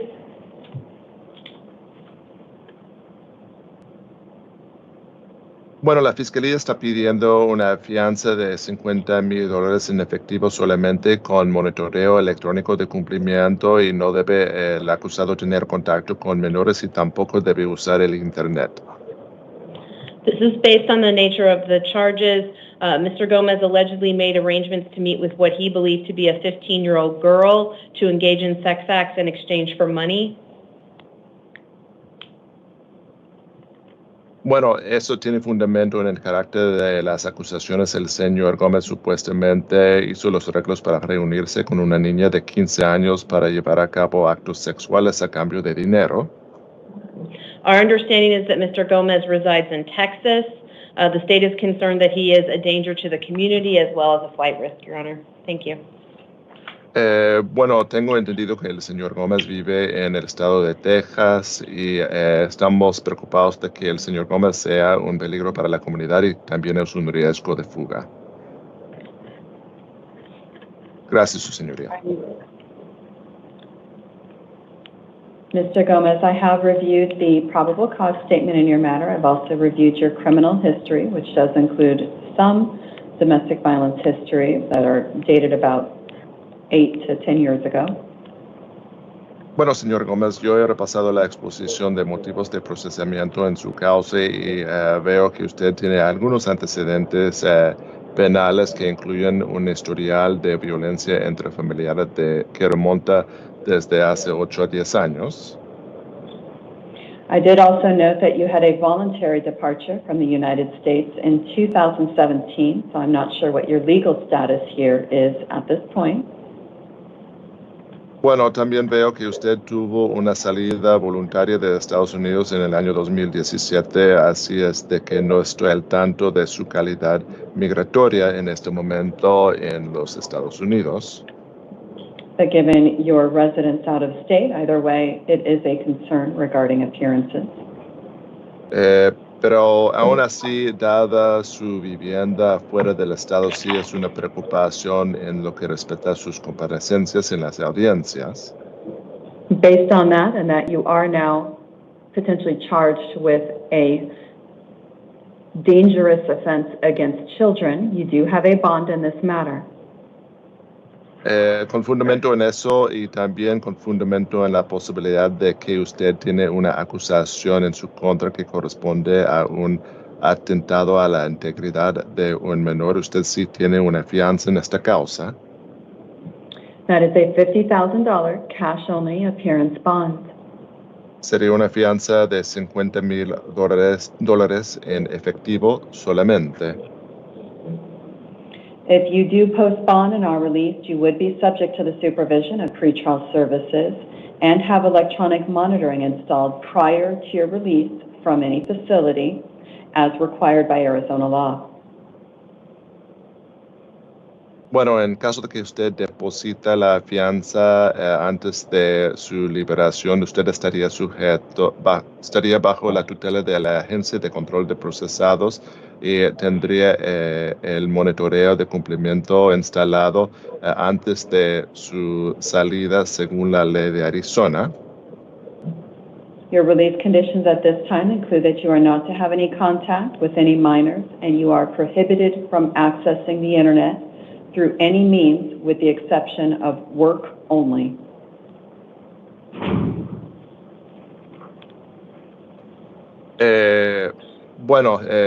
Se le prohíbe a usted tener contacto con ningún menor de edad después de su liberación y también se le prohíbe a usted tener acceso al internet de ninguna forma, salvo solamente para fines laborales. And if I didn't already say this, that does mean you would have to remain in Maricopa County. You cannot leave the county, you cannot leave the state, because you would be on electronic monitoring, which is mandated by law.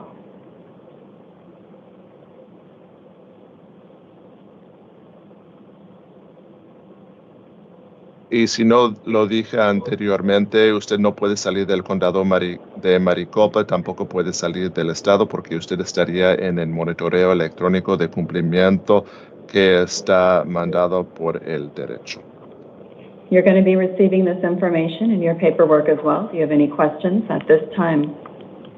Usted recibirá esta información en sus documentos también. ¿Tiene usted, señor, alguna pregunta en este momento?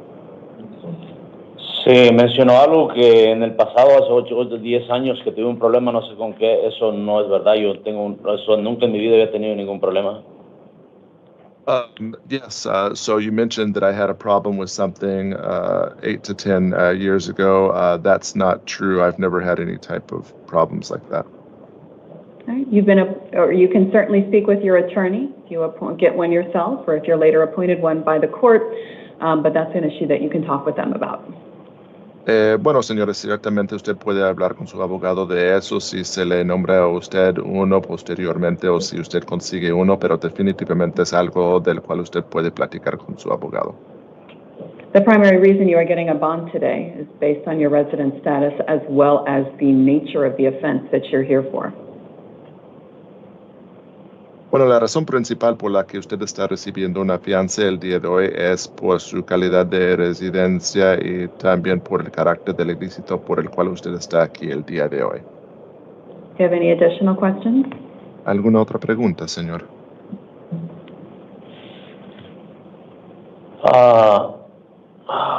Sí, si puedo poner el request para un abogado. Quiero un abogado. Yes, I would like to make a request for an attorney. Want an attorney. Do you believe that you should financially qualify? In other words, do you believe you are unable to afford an attorney on your own? Bueno, ¿cree usted, señor, que reúne los requisitos económicamente? O sea, ¿cree que no le alcanza a usted pagar un abogado por su propia cuenta? Bueno, creo que no. Y otra, estoy solo aquí, no tengo quien me ayude afuera, mi familia todo está ahí en Texas, o no tengo quien me busque abogado aquí ni nada, so. I don't think I can afford one. I'm alone here. I don't have anybody outside. My family is in Texas. I don't have anybody here that could look for an attorney. If you remain in custody at this time, because a bond has been set for you, are you going to be able to retain your employment, or do you believe you would not continue to have a paycheck at that point? Bueno, si usted permanece en la detención porque se ha fijado una fianza en su causa, ¿cree usted que no va a poder seguir trabajando o de que va a poder seguir recibiendo un cheque de su trabajo? No, si sigo detenido, voy a perder el trabajo, no voy a recibir cheque, no voy a poder pagar al abogado. Si salgo, voy a poder pagarlo y voy a poder seguir trabajando, pero la fianza está alta. So. ¿Cuánto se paga de los 50,000? ¿Es el 5%? Un momento. So, if I stay in detention, I'm going to lose my job. I'm not going to have a paycheck. I'm not going to get paid and won't be able to get an attorney. If I'm able to get out, I can continue working and can pay it, but the bond is high. All right. Based on that, then, I'll go ahead and note that you will qualify for court-appointed counsel due to the potential loss of your income. The Public Defender's Office has been appointed in your matter. Bueno, con fundamento en eso, voy a determinar que usted sí reúne los requisitos para tener un abogado de oficio y voy a nombrar la Defensoría Pública que le represente en esta causa, señor. We're going to print out some paperwork that'll have all of your information in. I got another question. How much is the percent? Oh, sorry. Go ahead, Mr. Wetzel. So pardon the interruption. So I, do you want to ask a question? Yeah, go ahead and just have him, since he was speaking in English, just, he can ask the question now. Adelante con su pregunta en español, señor. Sí, ¿cuánto es lo que se tiene que pagar? ¿Son los 50,000 en efectivo? ¿O es el 5%? So how much needs to be paid? Does it need to be $50,000 in cash or 5%? It's a $50,000 cash-only appearance bond. As far as the process for posting bond amounts, you can ask the officers in the back. Bueno, señores, es una fianza de $50,000 en efectivo solamente. Sobre lo del procedimiento de pagar la fianza, usted puede hacer esas preguntas a los agentes que están en la parte de atrás. All right, go and step over to your left. You can have a seat at this time. Thank you. Bueno, pasa a la izquierda y usted puede tomar un asiento en este momento. All right, that was our last Spanish matter for this calendar. Thanks so much for your help today. Thank you, Your Honor. Have a good day. You have excused. Thank you. All right, so we'll call at least our last matter that we have in the courtroom. That's going to be Chad Stewart.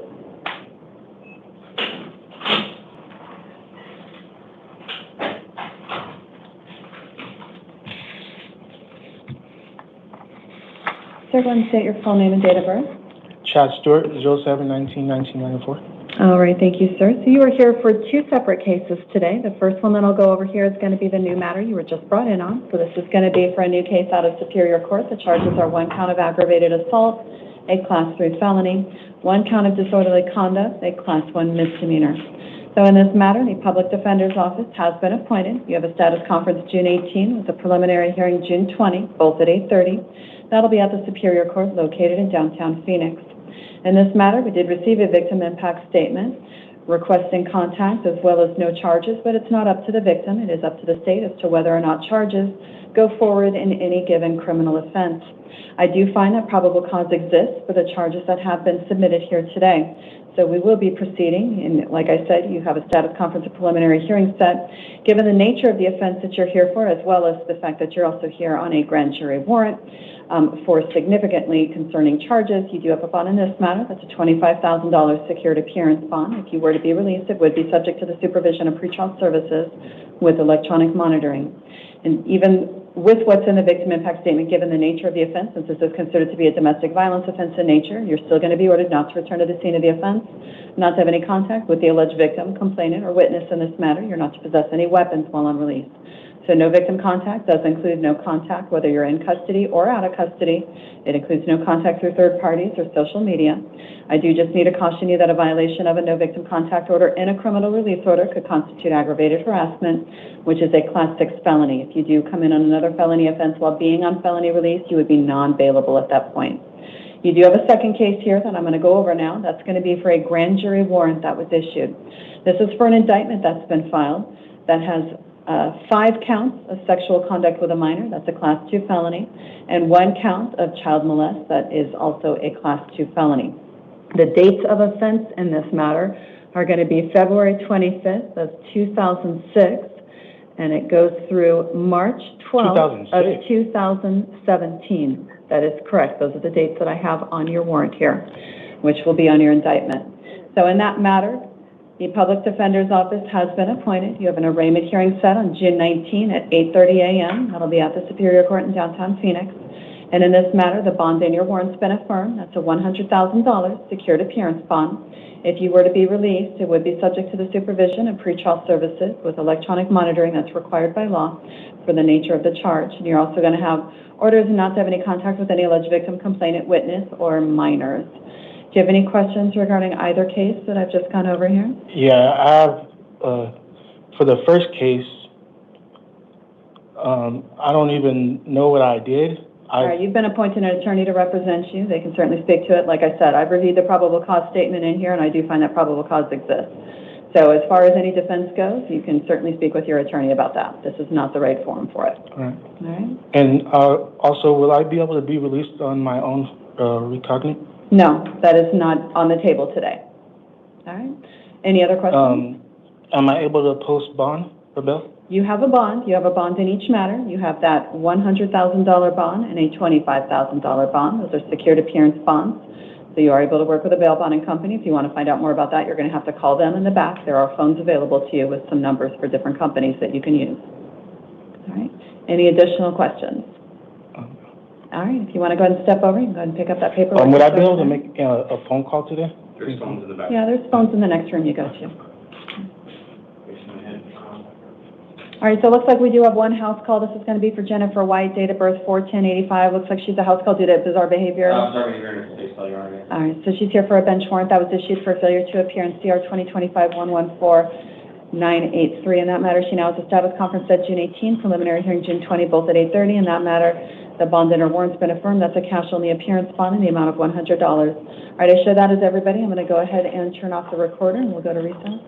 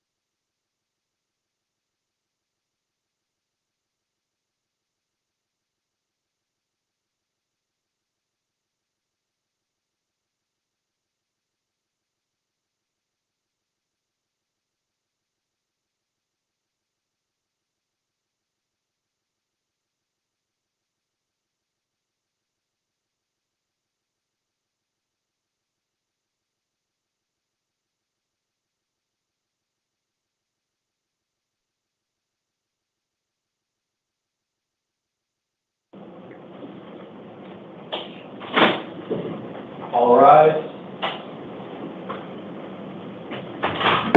All right, thank you. Please be seated. Oops, not in this chair.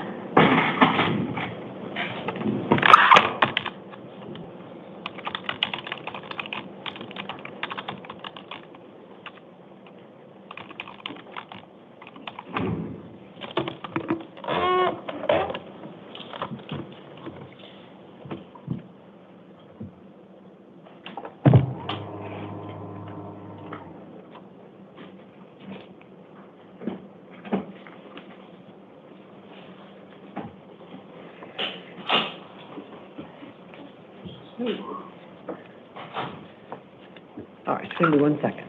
And do we just have the one Spanish matter at the end? Yes. Okay, thank you.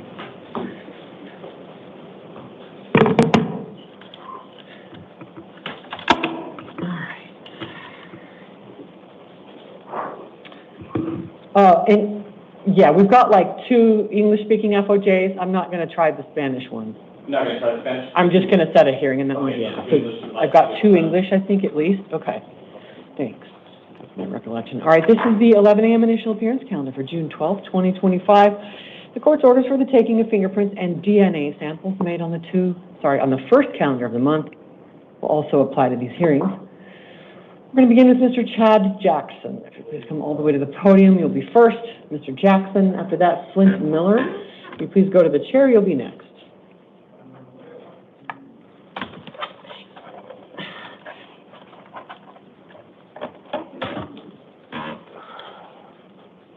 One second, sir. I'm having a bit of monitor issues. Okay. All right, sir. May I have your full name and date of birth, please? Chad Allen Jackson, 5/15/1979. All right, thank you. Mr. Jackson, you are here on a new case. You've been arrested for allegations of possessing dangerous drugs for sale and transporting dangerous drugs for purposes of sale. Those are both Class 2 felonies, and there is probable cause for those offenses. I am appointing a lawyer for you. It'll be the same person as you have in your other open felony case, which is number 18 on the calendar. You've been charged in that case with 2 counts of aggravated DUI, both Class 4 felonies. And there was a warrant out for your arrest in that case that issued, June 23rd of 2023, after you failed to appear at your sentencing in that case. So I'm going to give you, I have to give you slightly different court dates right now. No, looks like I can put the first ones together. That's good. All right. So your next court date will be the same for both cases. It is June 18th, which is 6 days from now at 8:30 in the morning. That's a status conference in both cases. In the new case only, you'll also have a preliminary hearing June 20th at 8:30 in the morning, and that's all in the downtown Superior Court. Between those 2 dates, on the 19th, which is 8 days from today, that is Thursday the 19th. Nope, I apologize, 7 days. You're going to have a bail hearing at 1:30 in the afternoon. The reason you need a bail hearing in the new case only is that you've come in with probable cause for a new felony while you have a pending felony case. So the law requires that you be held for a bail hearing. That'll be 7 days from today at 1:30 in the afternoon. That's June 19th. It's an evidentiary hearing on your paperwork. That's your bail hearing. That's the new case only. In the older case, the court finds that you are substantially likely to fail to appear at future hearings. Bail is set in the amount of $25,000. It is secured with release conditions. That's the older case. But you shouldn't try to post that bond if you're still being held without bond in the new case. You need to know what's going to happen in that case first. But you should end up with the same lawyer for everything. Hopefully you'll be talking to that person on the, whatever I told you, the 18th in the morning. All right, everything's on your paperwork. If you step to your left, I'll give you a copy of that. Thank you. Mr. Miller, Clint Miller, and then Michael Whitesinger, will you go to the chair? All right, hello, sir. May I have your full name and your date of birth, please? Clint James Miller, 22489. All right, thank you. Mr. Miller, you've been arrested on a new case. The allegations are possession of dangerous drugs, possession or use of a weapon during the commission of a drug offense. Those are both Class 4 felonies. Unlawful use of a means of transportation, that's a Class 5 felony. Drug paraphernalia possession, a Class 6 felony. And driving on a suspended license, a Class 1 misdemeanor. There is probable cause for all of these, and I am appointing a lawyer for you. You should end up with the same lawyer in this case that you have for your other open case, which is CR 2025-113099. Your initial appearance in that case is March 22nd of 2025. So, you have 3 upcoming court dates. The first is a status conference, June 18th at 8:30 in the morning. That's 6 days from now, with a preliminary hearing, June 20th at 8:30 in the morning.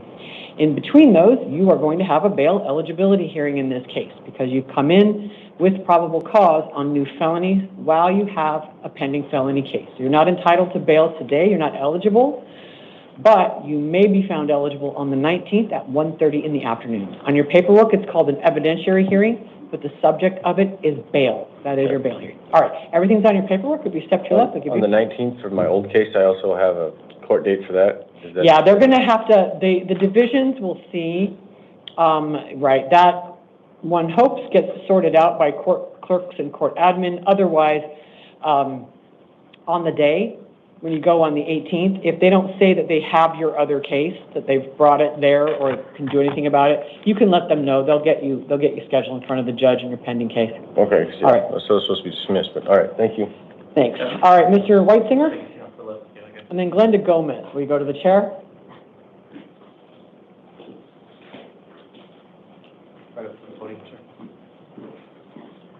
Hello, sir. May I have your full name and your date of birth, please? Michael Irvin Weisinger, Which date of birth? 5/26/06. All right, thanks. So you're on 2 things. One is a warrant for a newly filed case. One is a warrant in an older case. I'm going to start with the warrant in the newly filed case. You've been charged in a criminal complaint with 1 count of possessing dangerous drugs, a Class 4 felony. The alleged offense date is December 10th of 2024, and it looks like this comes from the Mesa Police Department. But you'll get a copy of the charge and police reports from your lawyer. I'm appointing a lawyer for you. It should be the same lawyer that you have in your older case. In your older case, you were charged with narcotic drug possession, a Class 4 felony, and drug paraphernalia possession, a Class 6 felony. Your initial appearance, that means your first court hearing in that older case, was back on May 27th of 2024. That's an important date, and I'll tell you why in a moment. All right, I'm going to give you the same next court date for both cases. It is June 18th at 8:30 in the morning. That is this coming Wednesday, with a preliminary hearing in both cases on Friday, June 20th at 8:30 in the morning. Now, in the new case only, the one that was newly filed, the dangerous drug charges from December of 2024, you are held without bail today because you have to have a bail hearing. That is alleged to have occurred on December 10th of 2024, when you already had an open and pending felony case. That was the case you failed to appear for from earlier in that year. So you're not eligible for bail today. I must set a bail hearing for you as well.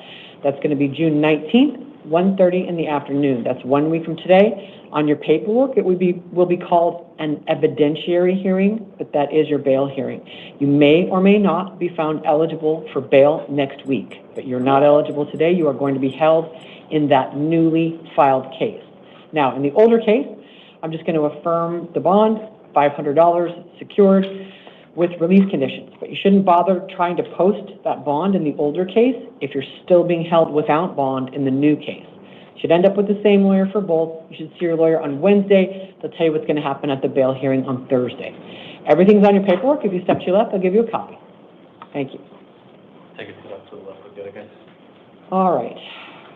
Ms. Gomez. And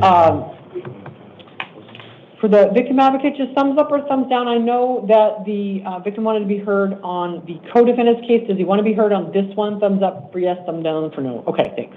All right, ma'am, can I have your full name and date of birth? Glenda Gomez, March 17, 1986. All right, thank you. And then the appearance of counsel, please? Thank you, Your Honor. Brooke Gone on behalf of the state. All right, thanks. Ms. Gomez, you're here on 2 things. One is a new case. The other is a probation hold. I'm going to talk about your new case first.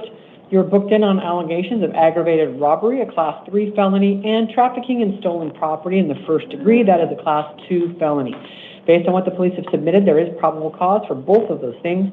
I am appointing a lawyer to represent you. I just realized something. I need to appoint a different one in the co-defendant case. Okay. I'm appointing a lawyer to represent you, so we're going to have to reprint 28. But I'm going to hold off on it anyway. Okay, sorry, ma'am. I am appointing a lawyer for you. In this case and in your probation case, you are on probation for a Class 6 felony, and the probation department will be filing a petition to revoke your probation based on these new allegations. So you'll have a lawyer. I'm giving you court dates in both cases. They're going to be slightly different right now. I'm sure they will come together in the system eventually. In the new case, your status conference will be June 18th at 8:30 in the morning in the downtown Superior Court. Your preliminary hearing will be June 20th at 8:30 in the morning. In between those, you will have a probation, revocation, arraignment hearing and possible disposition hearing on Thursday, June 19th at 8:30 in the morning. That is in the downtown probation court. All right, before I set conditions of bail or release, what does the state want to recommend? Thank you, Your Honor. The state's asking for a $50,000 secured appearance bond. Ms. Gomez, along with her accomplice, allegedly stole tools from the victim's truck, and when they were confronted by the victim, the accomplice slammed the victim's arm in the car door and drove off, dragging the victim for a short distance. As the court has already referenced, Ms. Gomez is on is on probation for possession of burglary tools. Given the violent nature of this robbery, we believe that she is a danger to the community. All right, thank you. Ms. Gomez, I've considered what's been alleged against you, your criminal history, your status on probation, and your performance on probation according to probation department notes that are available to the court, as well as the allegations against you in this case. Based on those, the court does believe, first, in your probation case, that you are, in all reasonable probability, going to be revoked to prison. So you do not have bail at all in your probation case. You are held without bond. In the new case, the aggravated robbery case, bail is set in the amount of $50,000. It is secured, and you have written release conditions that come with it. Absolutely no contact with the alleged victim. You may not go to the scene of the alleged crimes. Absolutely no contact with any co-defendant. When I say scene of the crimes, in a trafficking and stolen property case, that includes the pawn shops as well. Don't go there. No weapons, no drugs, no alcohol. But that is the case in which you do have bond. That does not change the no bond finding in your probation case. As I said, you should end up with the same lawyer for both cases. You'll see that person next week. If you step to your left, they're going to give you their paperwork. Thank you. All right, Mr. Head. Yes, it does. Sorry, officer, yeah, one of hers needs to be reprinted. Needs to be reprinted? Yes, Okay. sorry. Okay, we'll give it to her, Your Honor, Gomez. and we're gonna move her to a different spot. We'll take a tour over there. Okay, thanks. All right, Mr. Head, after that, Mr. Heaps, will you go to the chair? Hello, sir, can I have your full name and your date of birth, please? Stanley Head, IN 1783. All right, thank you. You are here on two things. One is a new case, one is a probation hold. In your new case, hold on, sorry, my system just suddenly slowed down to nothing. Which happens sometimes. Sometimes it resolves, sometimes it does not. You having any problem? Okay. Sorry, just hold tight, sir. I gotta keep our fingers crossed that it, there we go, it unsticks itself a little. All right, well, keep your fingers crossed it keeps going. All right, sir, you're here on a new case and a probation hold. In the new case, you were arrested for possession of a weapon by a prohibited person. It is a Class 4 felony, and there is probable cause for it. I'm appointing a lawyer for you in this case and in your probation case. You are on felony probation, and the probation department will be filing a petition to revoke your probation based on this new allegation. All right, your next court dates in the new case, the weapons case, that is a status conference June 18th at 8:30 in the morning and a preliminary hearing June 20th at 8:30 in the morning. Both of those are next week in the downtown Superior Court. Pardon me, hold on. In the probation case, your court date is in between those. On June 19th at 8:30 in the morning in the downtown probation court, that's a revocation arraignment and possible disposition hearing. In the probation case, the court finds that you will, in all reasonable probability, be revoked to prison. So you don't have bond in your probation case. In the new case, the court sets bond in the amount of $10,000 that is secured with written conditions, but you shouldn't try to post that bond if you're still being held without bond in your probation case. Everything I just told you is on your paperwork. If you step to your left, they're going to give you a copy. Thank you. Pardon me. All right, Mr. Heaps, and then Kevin Mutter, will you please go to the chair?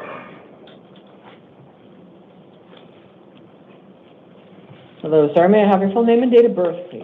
Craig Heaps, January 2nd, 1991. All right, thank you. Then the appearance of counsel. Thank you, Your Honor. Brooke on behalf of the state. Thank you. Mr. Heaps, you've been arrested in a new case. The allegations are aggravated robbery, a Class 3 felony, and trafficking in stolen property in the first degree, a Class 2 felony. Based on what the police have submitted, there is probable cause for these offenses. I am appointing a lawyer for you. You have 2 upcoming court dates. The first will be a status conference, June 18th, which is this Wednesday at 8:30 in the morning, with a preliminary hearing June 20th at 8:30. Those will both be in the downtown Phoenix Superior Court. Before the court sets conditions of bail or release, I'm going to hear from the state and from the victim. So go ahead, Ms. Gahn. Thank you, Your Honor. The state's asking for a $75,000 secured appearance bond. Mr. Heaps, along with an accomplice, stole tools from the victim's truck and then slammed the victim's arm in a car door and drove off, dragging the victim for a short distance. Mr. Heaps has a violent criminal history with prior convictions for armed robbery, which is obviously similar criminal conduct to what he's before the court on today, as well as a prior conviction for aggravated assault. The state believes that he is a significant danger to the community. Thank you. All right, thank you. And before I hear from the alleged victim, I do want to read the victim's rights advisement, and that is that if you are the victim of a crime with a case pending before this court, you are advised that you have rights under Arizona law that, among others, include the right to be treated with fairness, respect, and dignity, the right to a speedy trial. Sir, I need you to keep eyes front, please. The right to be present at all court proceedings, to choose whether or not to be interviewed by the defendant or the defendant's attorney. The right to be heard before the court makes a decision on release, negotiation of a plea, scheduling, and sentencing, and the right to receive restitution from a person who is convicted of causing you loss. If you've not already been provided with a written statement of all victims' rights, please contact the Victim Services Division of the Prosecutor's Office. All right, okay, can we make sure the microphone is on? Okay, you want to tap it for me? It's on. Okay, all right, sir. Please go ahead. What did you want the court to know before I set conditions of bail or release in this case? I gave this gentleman the opportunity to stop what he was doing when I caught him in the act. He proceeded to assault me. When he took off in his van, he nearly hit a lady and her kid in the alley.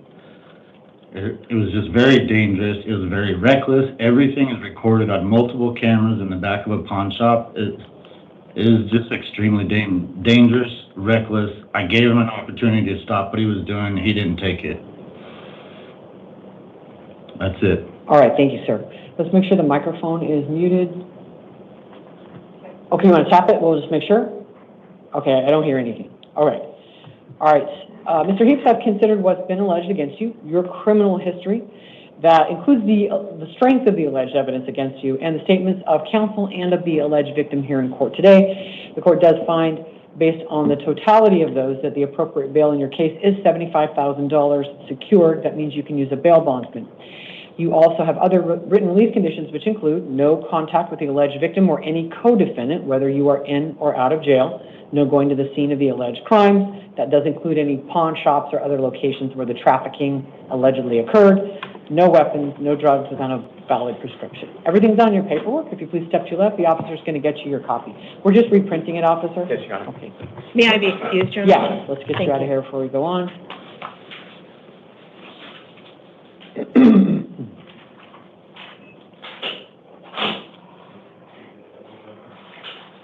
All right, Mr. Mutter or Mutter, then Gary Miles. We go to the chair. Right here, sir. Hello, sir. May I have your full name and your date of birth, please? Kevin Andrew Muter, 10/12/1977.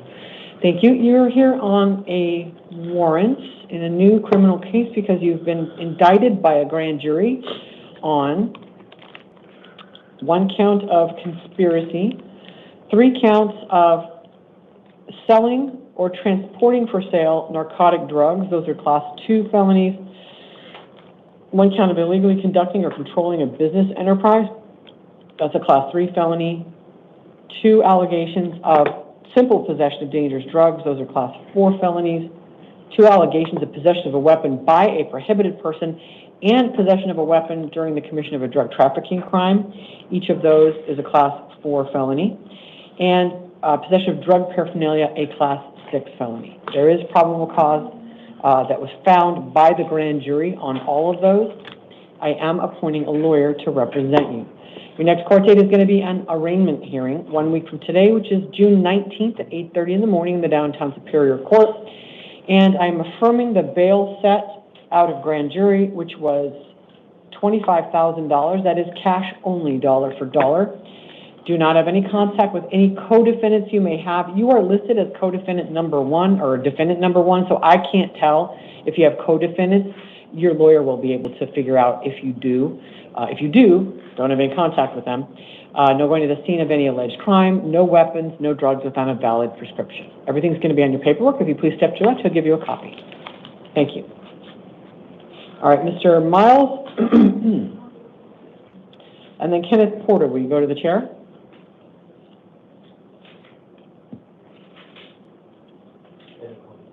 All right, right here, sir. Can I have your full name and date of birth, please? Gary Dwayne Miles Jr., 12492.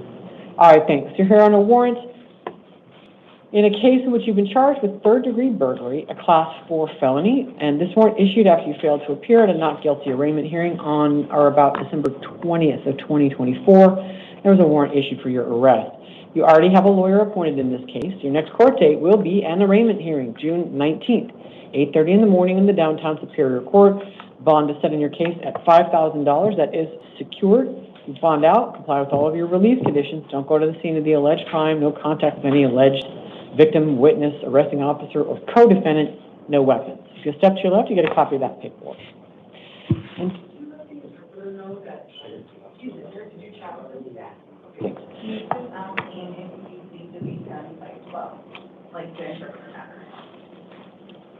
no. No. If he wants to just disconnect and either make arrangements or I'll have that from Jay. I can try to. All right, right here, sir. Hello. Are you Kenneth Porter? Yes, ma'am. Okay, thanks. Then Ronnie Pickett, will you go to the chair next? Mr. Porter, can I have your full name and date of birth, please? Kenneth Andrew Porter, 6/20/1965. All right, thank you, sir. You're here on a new case. You were arrested for dangerous drug possession, a Class 4 felony, drug paraphernalia possession, a Class 6 felony, and obstructing a public roadway, a Class 2 misdemeanor. There is probable cause for all of those, and I am appointing a lawyer to represent you. Your next court date will be a status conference June 18th, which is this Wednesday at 8:30 in the morning, with a preliminary hearing June 20th at 8:30 in the morning in the same court. That address will be on your paperwork. Your bond is $2,500. It is secured. If you post it, you must comply with all of your conditions. Can't go back there. No contact with the alleged witnesses. Go ahead. Yeah.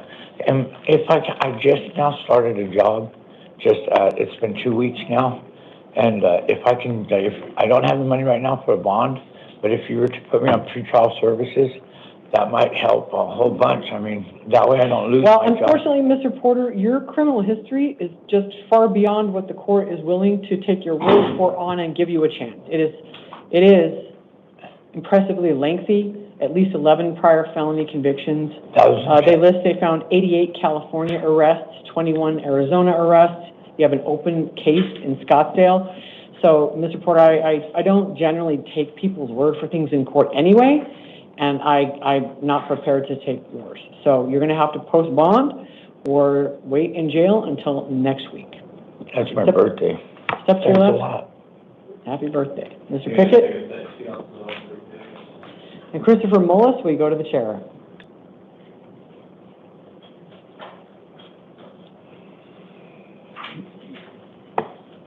Hello, sir. Can I have your full name and your date of birth, please? How you doing, Your Honor? My name is Ronnie Pickett, 11/29/1985. Okay, thank you. You're here on a new case. You were arrested for theft of a means of transportation, a Class 3 felony. There is probable cause for that, and I am appointing a lawyer to represent you. The next court date will be a status conference June 18th at 8:30 in the morning in the downtown Superior Court, with a preliminary hearing June 20th at 8:30 in the same court. Your bond is $2,500. It is secured with written conditions. If you post bond, be sure to comply with all of those. Don't go to the scene of the alleged crime. No contact with the alleged victim. That's whoever may own that allegedly stolen car. No weapons, no drugs, and a valid prescription. It was a U-Haul. Oh, okay. Well, then just don't go to U-Haul. Easy. Right. All right. If you step to your left, you get a copy of your paperwork. Thank you.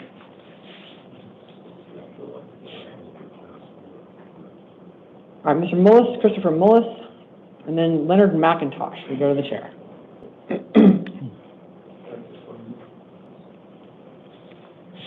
Hello, sir. Can I have your full name and date of birth, please? Christopher Joseph Mullis, September 10th, 1997. All right, thank you. You're here on two new cases.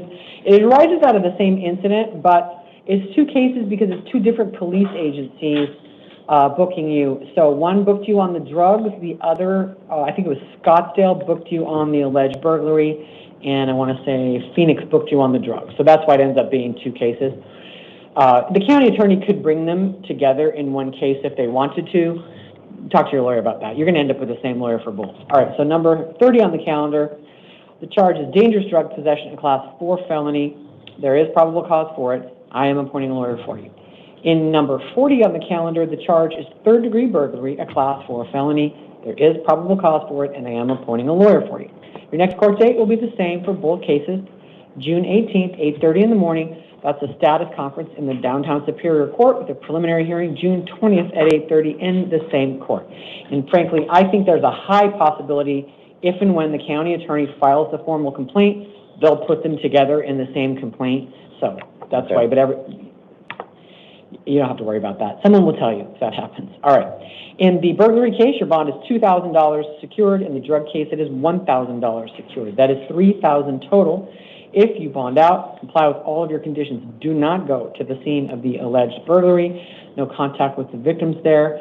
Everything else is going to be on your paperwork. Step to your left to get a copy. I had one question. I started a new job within the next day or so, and I don't really know anybody in town to bail me out. I was wondering if I would be able to release on my own recognizance. No, sir. Not with your criminal history, and you have in-state warrants in California and Florida. You have recent felony convictions out of California. So, as I told you earlier, gentlemen, I don't generally take people's word for things in court.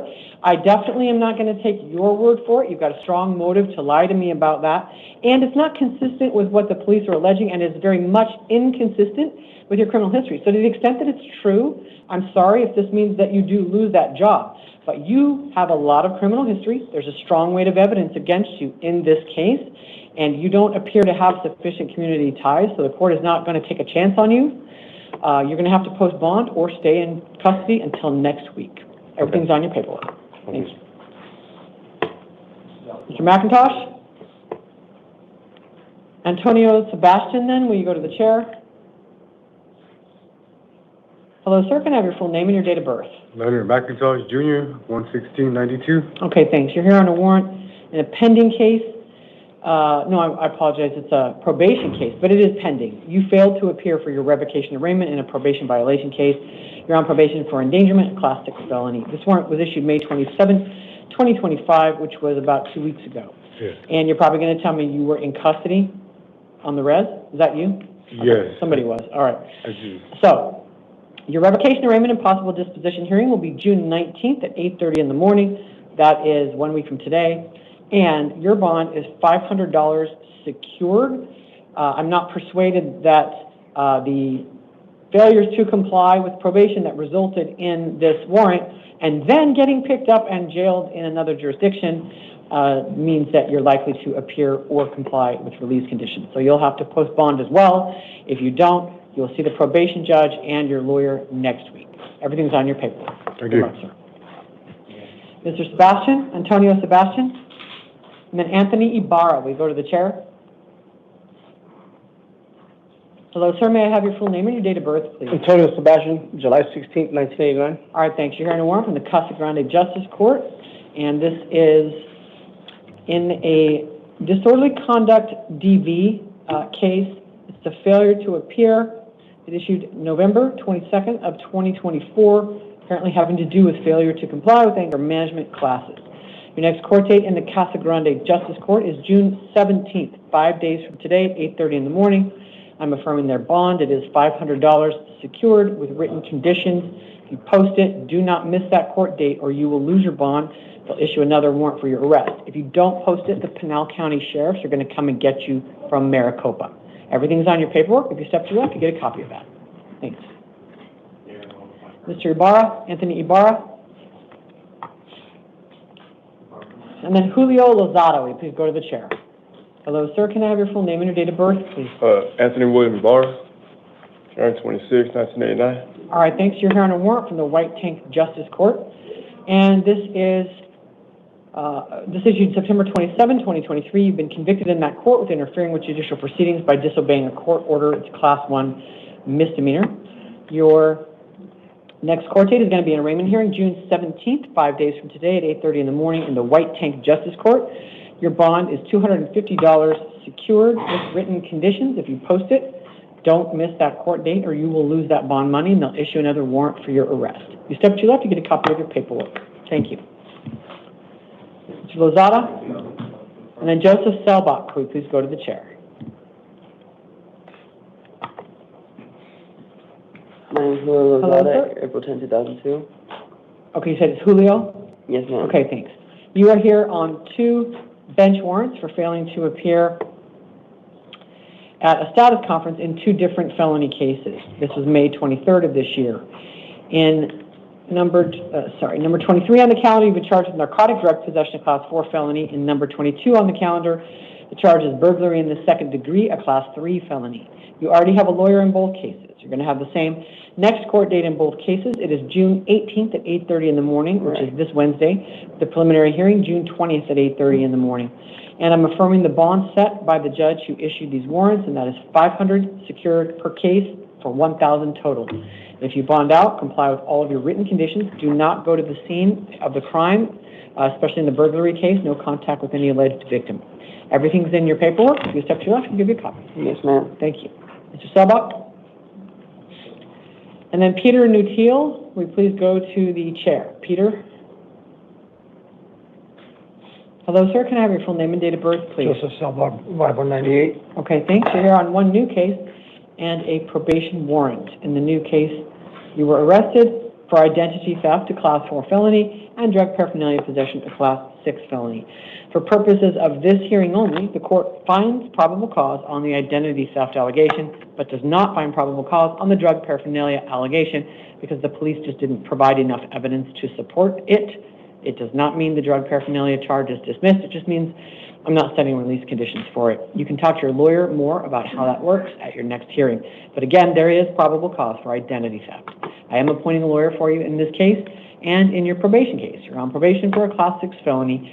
There was already a warrant out for your arrest, and that issued January 28th of this year. After a petition to revoke your probation was filed, it alleges that you violated terms 3, 4, 5, 7, and 15. You'll get a copy of it from your lawyer. You should end up with the same lawyer for both cases. You'll have slightly different court dates to start with, and in the new case, that'll be a status conference June 18th at 8:30 in the morning and a preliminary hearing June 20th at 8:30. Those will be in the downtown Superior Court. The address is going to be on your paperwork. In the probation case, you'll go in between those on June 19th at 8:30 in the morning for a revocation arraignment and possible disposition hearing. Your bond in the probation case is $500 secured. In the new case, because you would otherwise have qualified for pretrial services, I'm just going to set a placeholder bond. It's $50 secured. It's there to make you eligible for credit for time in custody. Don't post it unless you can also get out in your probation case. Your total bond is $550 across the 2 cases with written conditions. If you do make bond, remember to call your PO within 72 hours of hitting the street, or you'll be back in violation of your probation. Okay. You step to your left, I'll give you your paperwork. Thanks. All right, Peter Nutil, please, and then Reina Rodriguez Bolanos, will you please go to the chair? Where's Reina? There she comes. Hi, sir, can I have your full name and date of birth? It's Peter Anthony Newby Jr., January 8th, 1987. Okay, thanks. You're here on a probation warrant. You're on probation for a class 6 felony, and back on June 6th, so a week ago, there was a petition to revoke your probation filed. It alleges that you violated terms 3, 4, 5, and 15. You'll get a copy of it from your lawyer, and I am appointing a lawyer for you. Your next court date is 1 week from today in the downtown probation court. That is June 19th at 8:30 in the morning. That is a revocation arraignment and possible disposition hearing. Your bond is $500 secured with written release conditions. If you bond out, comply with all of those. Don't forget to call your PO if you bond out, okay? Everything's on your paperwork if you step to your left. Thank you so much. Thank you. Mr. or Ms. Rodriguez Bolanos, after that, Tanya Gartner, will you please go to the chair?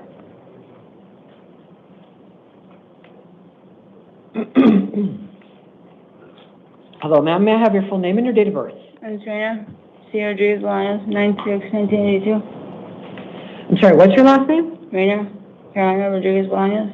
Okay, thanks. 9/6/1992. All right, thank you. You're here on one new case and also a probation warrant. In your new case, you were arrested for possessing narcotic drugs, a Class 4 felony, and drug paraphernalia, a Class 6 felony. There is probable cause for those, and I am appointing a lawyer for you in this case and in your probation case. You're on probation for a felony, and there was a petition to revoke your probation filed about a week ago. That petition alleges that you violated terms 3 and 5. You'll get a copy of that from your lawyer. You will end up with the same lawyer for both cases. You have slightly different court dates in the two cases for now. They should come together in the system soon. All right, in the brand new case, the narcotic drug case from yesterday, you have two court hearings. The first is a status conference this Wednesday, June 18th at 8:30 in the morning. Your preliminary hearing in that case will be Friday, June 20th at 8:30 in the morning. In the probation case, you'll go in between those on Thursday, June 19th at 8:30 in the morning for a revocation arraignment and possible disposition hearing. And the court address is on your paperwork. In your probation case, you have a $500 secured appearance bond and written release conditions that include calling your PO if you do bond out. In the new case, you would otherwise have qualified for pretrial services if you hadn't been on probation. So I'm just going to set a placeholder bond. It's $50 secured. That's in the new case only. So it's $550 for the two cases together, and written conditions in both cases. If you do bond out, remember to call your PO as soon as you get out so you're not in violation. All right? If you step to your left, you get your paperwork. Ms. Gardner, Tanya Gardner.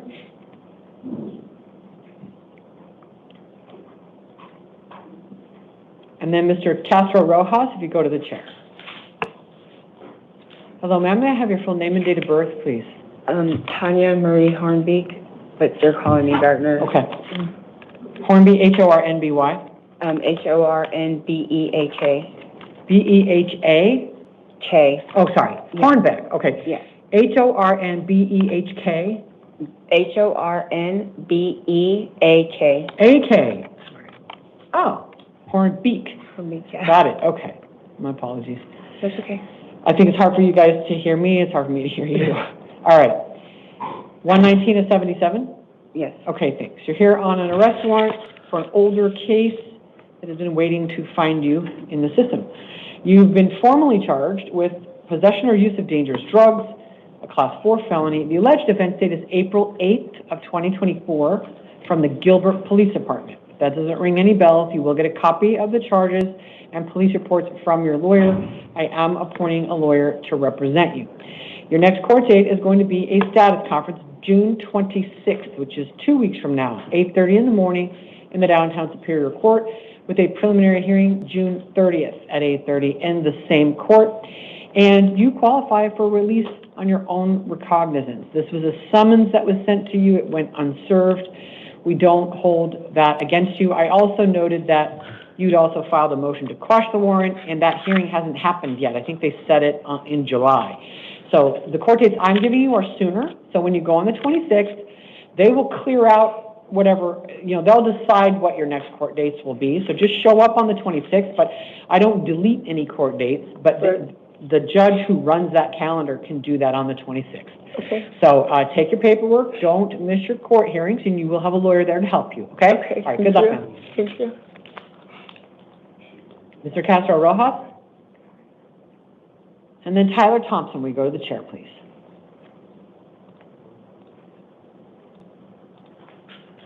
Hello, sir. Can I have your full name and date of birth, please? Leonardo Castro Rojas, and 2/19/04. Okay, thank you. You're here on a new case. You were arrested for reckless driving, a Class 2 misdemeanor. There is probable cause for that. I'm not appointing a lawyer for you, though, because I'm going to release you, and you're not qualified. We don't appoint lawyers in this type of case unless you get a bond, and then we only give you one for the bond issue only. So you have the right to hire a lawyer at your own expense or just go represent yourself. Your arraignment hearing will be in the San Marcos Justice Court. The address is on your paperwork. It's going to be July 1st at 10 in the morning, which is like 2.5 weeks from now. July 1st at 10 o'clock. As I said, I am releasing you. The booking information didn't include anything about any prior history, so I'm assuming you have none. And it is the court's hope that Spending a night in jail is enough of a motive for you to go to court, that you do not want this to happen again, so you'll show up for court and deal with this case, okay? Yeah. Everything will be on your paperwork. If you take that, you should be released hopefully within a few hours. Perfect, thank you. Thank you. Mr. Thompson? That is from Forest Street. Yes. After Mr. Thompson will be Denton Sutton. Will you go to the chair? Hi, sir. Can I have your full name and date of birth, please? Tyler Christian Thompson, 9/17/97. All right, thank you. Here on a new case, you were booked in for shoplifting alleged 2 different ways, each of which is a Class 1 misdemeanor, and there is probable cause for both of those. I'm releasing you, so I'm not giving you a lawyer in this case either. If the state seeks jail time or anything else, they'll give you a lawyer later, but what you have right now is the right to hire one or to represent yourself. So your arraignment hearing will be in the El Mirage City Court, July 1st at 8:30 in the morning. That is out in El Mirage, so the address is on your paperwork. As I said, I'm going to release you. The Form 4, which is the booking paperwork, only listed a prior DUI for you, not other shoplifts, etc. So I'm going to assume that you're going to court until you prove that you won't, in which case we're going to give you a bond. So do not go to this or any other Walmart store. No contact with any of the witnesses at this store or the arresting officers. Everything else is on your paperwork. If you take that with you, you should be released within a few hours. Okay? All right, thank you. Mr. Sutton? And then let's do Mr. Hart, and he's the one who needs the headphones. Mr. Hart needs the headphones. All right, sir, can I have your full name and your date of birth, please? Denton Sutton, 10/13/06. Okay, thanks. You're on a new case. You were arrested for 1 allegation of forgery, a Class 4 felony. There is probable cause for it, and I am appointing a lawyer for you. Your next court date is a status conference, June 26th, which is 2 weeks from now, 8:30 in the morning in the downtown Superior Court, with a preliminary hearing June 30th at 8:30 in the same court. And I'm going to release you on your own recognizance. Pretrial didn't find any juvenile or adult arrest history for you. And so I'm assuming you don't like jail, and so you'd rather go to court. If you don't, this is a felony case. We are not playing. If you miss this case, you're going to get arrested, you're going to get a bond. That being said, it is not the type of felony or the type of allegations that lead me to believe you could go out and start committing crimes while the case is pending. So even if I believe every word they said, I still don't find that you're a danger to the community. I'm going to let you prove whether you will or won't come to court. But usually if I get a person, usually a young person, who I think has never been arrested before, I at least try to give them a clue. This isn't misdemeanor court. This is not a doctor's appointment. There will be a warrant issued for your arrest. Do not go to the scene of the alleged crime. That was a Harkins Theater. Don't go there. Go to some other theater while the case is pending. No contact with any of the witnesses there, no weapons, no drugs, no alcohol. You're under 21. And I did give you a lawyer, so just comply with your conditions, show up on the 26th and take this up with your lawyer. And at your age, with a complete lack of criminal history, your lawyer may be able to get you a diversion offer. So talk to them about that. Diversion means you do a little program and you never take a conviction. So that's up to the county attorney, though. They don't have to offer it. That's literally in the hands of the county attorney if they want to offer it for you. And the only reason I bring it up is I think a smart person would be motivated to at least try to qualify for that offer. So if you want to consider it, you can fight these charges. You are innocent until proven guilty. But if you want to look good for an offer like that, you will not pick up any new crimes between now and then. You will not violate your release conditions. And then you can at least consider accepting an offer like that. Again, there's no guarantees that that offer will be made to you. That is up to the county attorney's office. I'm just throwing it out there because I've been doing this a long time, and I feel like there's a reasonable chance you could get something like that if that is the outcome you wanted to agree to. All right. Everything's going to be on your paperwork. If you step to your left, I'll give you your paperwork. Thank you. Okay, goodbye. Mr. Hart?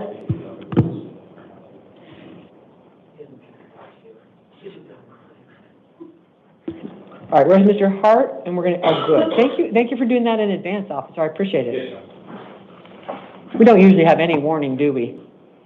Sometimes it just happens. Most of the time. All right, Mr. Hart, can you hear me okay? Can you hear me? Okay, tell me your name and date of birth, please. Uh-oh. What's your name? Maybe, yeah, is he having trouble holding his pants up? Okay.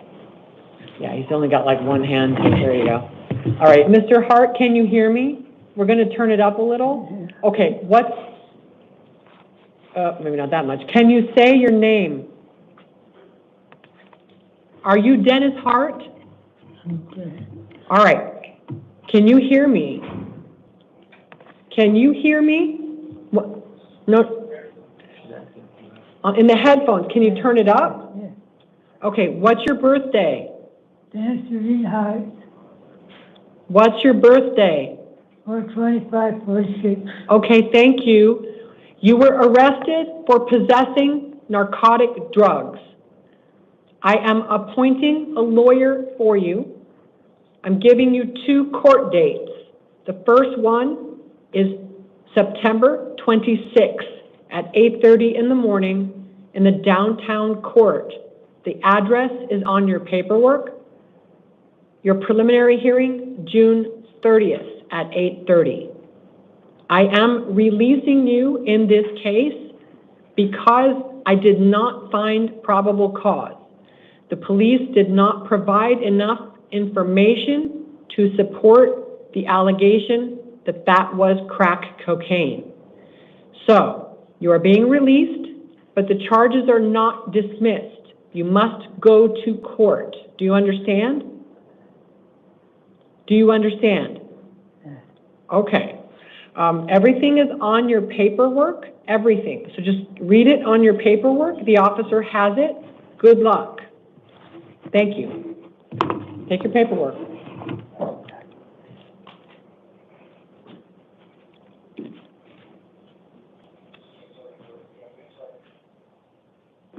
All right.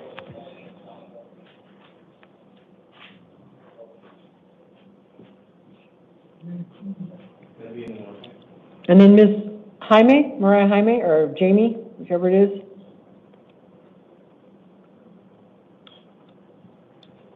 Hello, ma'am. Can I have your full name and your date of birth, please? Mariah Isabella Jaime, 8/26/04. Okay, thanks. You're here on 2 things. Let me just double check one thing, okay, because there was a probable cause issue. No, I got nothing else. Okay. All righty. You're here on a new case and a probation hold that came with it. In the new case, you're arrested for alleged possession of dangerous drugs, a class 4 felony, and that came with a probation hold. It's automatic because the probation department has to file a petition to revoke whenever somebody comes in on a new felony charge. So that's happening also. I am appointing a lawyer for you in both cases. I'm giving you a total of 3 court dates. The first is going to be in your probation case, June 19th, 1 week from today, 8:30 in the morning. It's on your paperwork. That's a revocation, arraignment, and possible disposition hearing. In the new case, it'll be a status conference the following week, June 26th at 8:30, preliminary hearing June 30th at 8:30. And even though on these facts, I have little doubt that what you had would have field tested positive for meth, the police did not provide enough information to support their allegation that it was meth. So for purposes of this hearing, I do not find probable cause.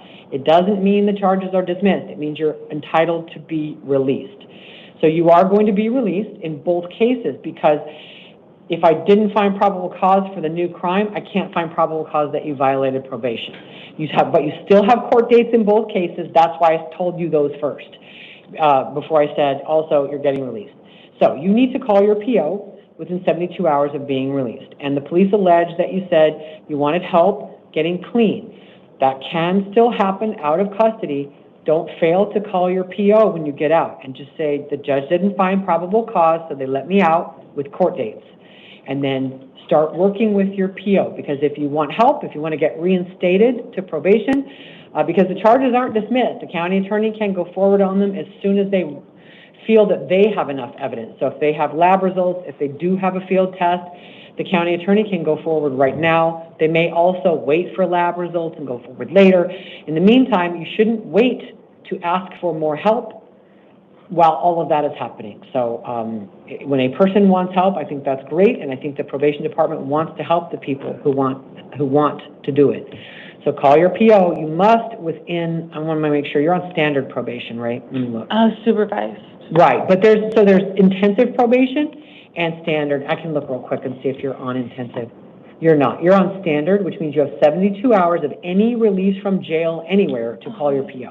Okay. So your order is called within Yeah, 72 he hours. told me to call him when I was arrested. Yes, my recommendation is call him as soon as you get out and say, I want more help, I want more help. And that can only help you in these two cases, you know, to help you get reinstated, et cetera. And so you are very young, and you got a lot of, I think there's a lot of hope for somebody who hasn't been addicted for very long, to have this not be the rest of your life and to choose something different. And it is hard, and people do need help. Nobody does it on their own, frankly. I mean, it's like not a thing. You don't kick meth and you don't kick fentanyl all by yourself. People need help. So just try to motivate you. In my experience, probation officers are themselves motivated by probationers who actually want their help, instead of the help is being forced on the probationer. So call your PO and say, hey, I thought I was going to get help. I didn't get help. So help me try to stay clean. Help me try to do some stuff between now and when all the court dates happen. Okay? Thank you. Good luck, man. All right, I want to give a preamble. That means like a little early discussion to Mr. Williamson and Ms. Fitzgerald at the same time, just because it's going to save time. So let me have Mr. Roger Williamson and Dominic Fitzgerald. Will you guys come in together, please? Just bring the cards with you. It's just going to save me a little time. Okay. All right, go ahead, right here. Because I'm not gonna do. Go ahead, come to the podium. I'm just gonna give you information and give you a chance to ask questions, and then I'll do your hearings one at a time. Because interstate extradition is very different than an in-state warrant. So I try to just compact this spiel. Officer, will you do me a favor? Can you shut the door? It'll help with the echo. Because I have to tell you lots of things, and the better you can hear, the better it'll help. Okay. Okay. Thank you very much. All right. Each of you is here on a warrant from another state. As I said, that's very different than an in-state warrant. What you guys have are extradition rights. And what I'm seeing you in is a civil extradition case. I'm not seeing you in your criminal case. This is a civil extradition case. So, your rights are, number one, to have an extradition hearing here in the state of Arizona within 90 days after today.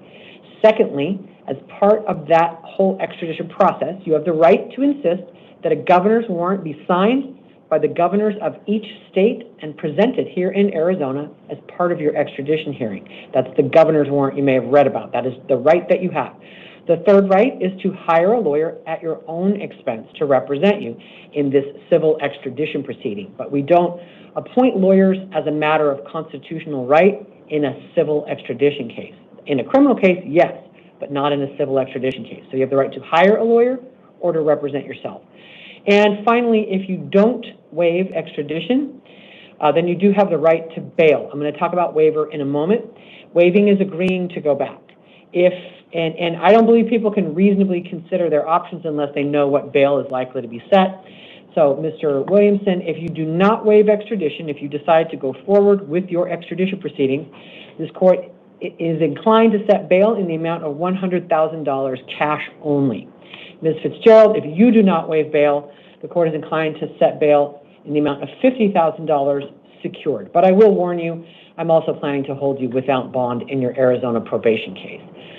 So that's if you do not want to waive extradition. You keep all of those rights. You'll be on a 90-day path toward extradition. I'll give you your next court date. You'll have at least 2 before your actual extradition hearing. You can also bypass all of that and just agree to go back to the state that wants you. That's waiving extradition. If you want to waive extradition, I can take your waiver. We're going to go over those 4 rights, make sure you understand them, and then I'll see if you still want to waive. If you do, then the waiver clock will start tomorrow. The clock is 30 calendar days, provided you don't have any Arizona cases. And Ms. Fitzgerald, you have at least one that we know about. Mr. Williamson, I don't see any for you, but I can't see everything that might be lurking out there to hit the system for you. Just know that if you do waive, the waiver, the 30 calendar day clock starts. If some Arizona charge or criminal hold hits in the middle of that 30 days, the clock stops, you deal with the Arizona case, and then I think yours is Arkansas, their clock will start over on day 1. They'll still get 30 days to come and get you. So we do have to warn people that an Arizona case will stop the waiver clock. So, but assuming nothing stops it, they have 30 calendar days to come and get you, and you get held no bond the whole time. If you waive, we're going to hold you no bond the entirety of the rest of your stay with us until your state has had 30 calendar days to come and get you. And if they don't come once that clock starts, if they don't come within 30 calendar days, you do get released, but the warrant stays active in the national system, and you can absolutely be rearrested on the very same warrant. Because this case, an Arizona court cannot quash a warrant in another state. The warrant is live until that state quashes it. So you have to do something about it in that state, or this is all going to happen again.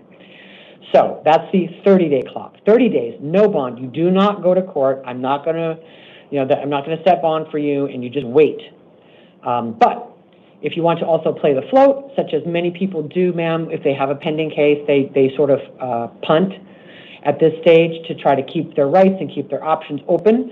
But you don't have to do that. If you want to waive extradition, I'll take your waiver.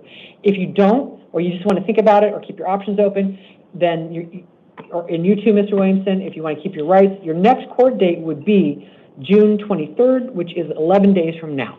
You can waive then if you wanted to, and then your clock would start the day after that. You don't ever have to. It's just an option that you have. But the extradition judge will take a waiver right up until the morning of the extradition hearing. She'll take your waiver if you want to agree to go back. But you don't have to waive your rights. So, and just to sum up, if you don't waive today, you're on a 90-day clock. They're going to start working on a governor's warrant. You have a reason to hire a lawyer. If you waive, you can still hire a lawyer, but you don't have much reason. And I'm going to set bail. $50,000 secure for you, ma'am, $100,000 cash for you.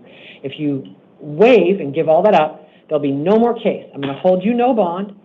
You're not going to have any more court dates, and no governor's warrant. So that's what you give up if you waive. All right. So let me start. Shall I start with you, ma'am? All right, Mr. Williamson, why don't you have a seat? And I'm going to start with Ms. Fitzgerald. All right, ma'am. Can I have your full name and date of birth, please? Yes, ma'am. Middle name as well? Sure. Okay, it's like it's low. I have it, so I okay, can Dominique Antoinette Fitzgerald, date of birth is 1/30/1985. Okay, thanks. As you know, you're here on two things. One is a warrant from Harris County, Texas, where, and let me get up the details. Hold on. Okay. All right, this warrant was issued. I'll get these bad faxes. October 8th of 2024. You've been charged there with interference with child custody, a felony. Says that it was filed December 14th of 2023. The warrant was issued October of 2024. All right, that's the extradition case. Now, in the Maricopa probation case, you're on probation for custodial interference, a Class 6 felony. On or about January 5th of 2017, there was a petition to revoke your probation filed. It alleges that you violated terms 6, 11, 14, 15, and 22. You'll get a copy of that petition from your lawyer, and I am appointing a lawyer for you in the Maricopa probation case. You do have a lawyer for that case.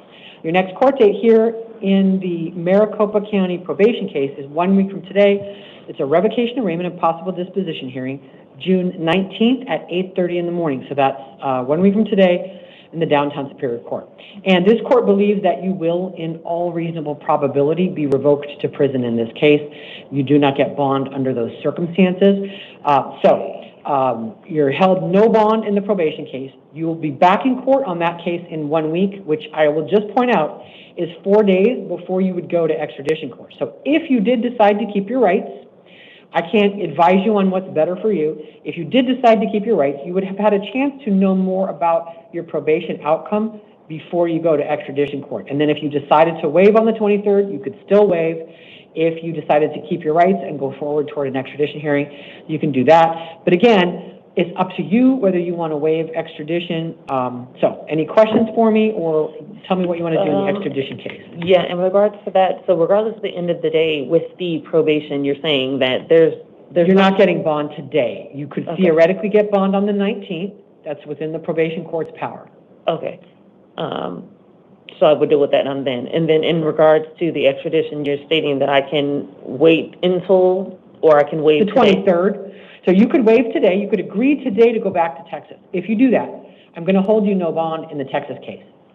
And then even if you get a bond out of probation court, they're not going to let you go because we just held you no bond for Texas. If you don't waive today, I am going to set bond in the Texas case, $50,000 secured. You could post bond. Secured means you can use a bail bondsman.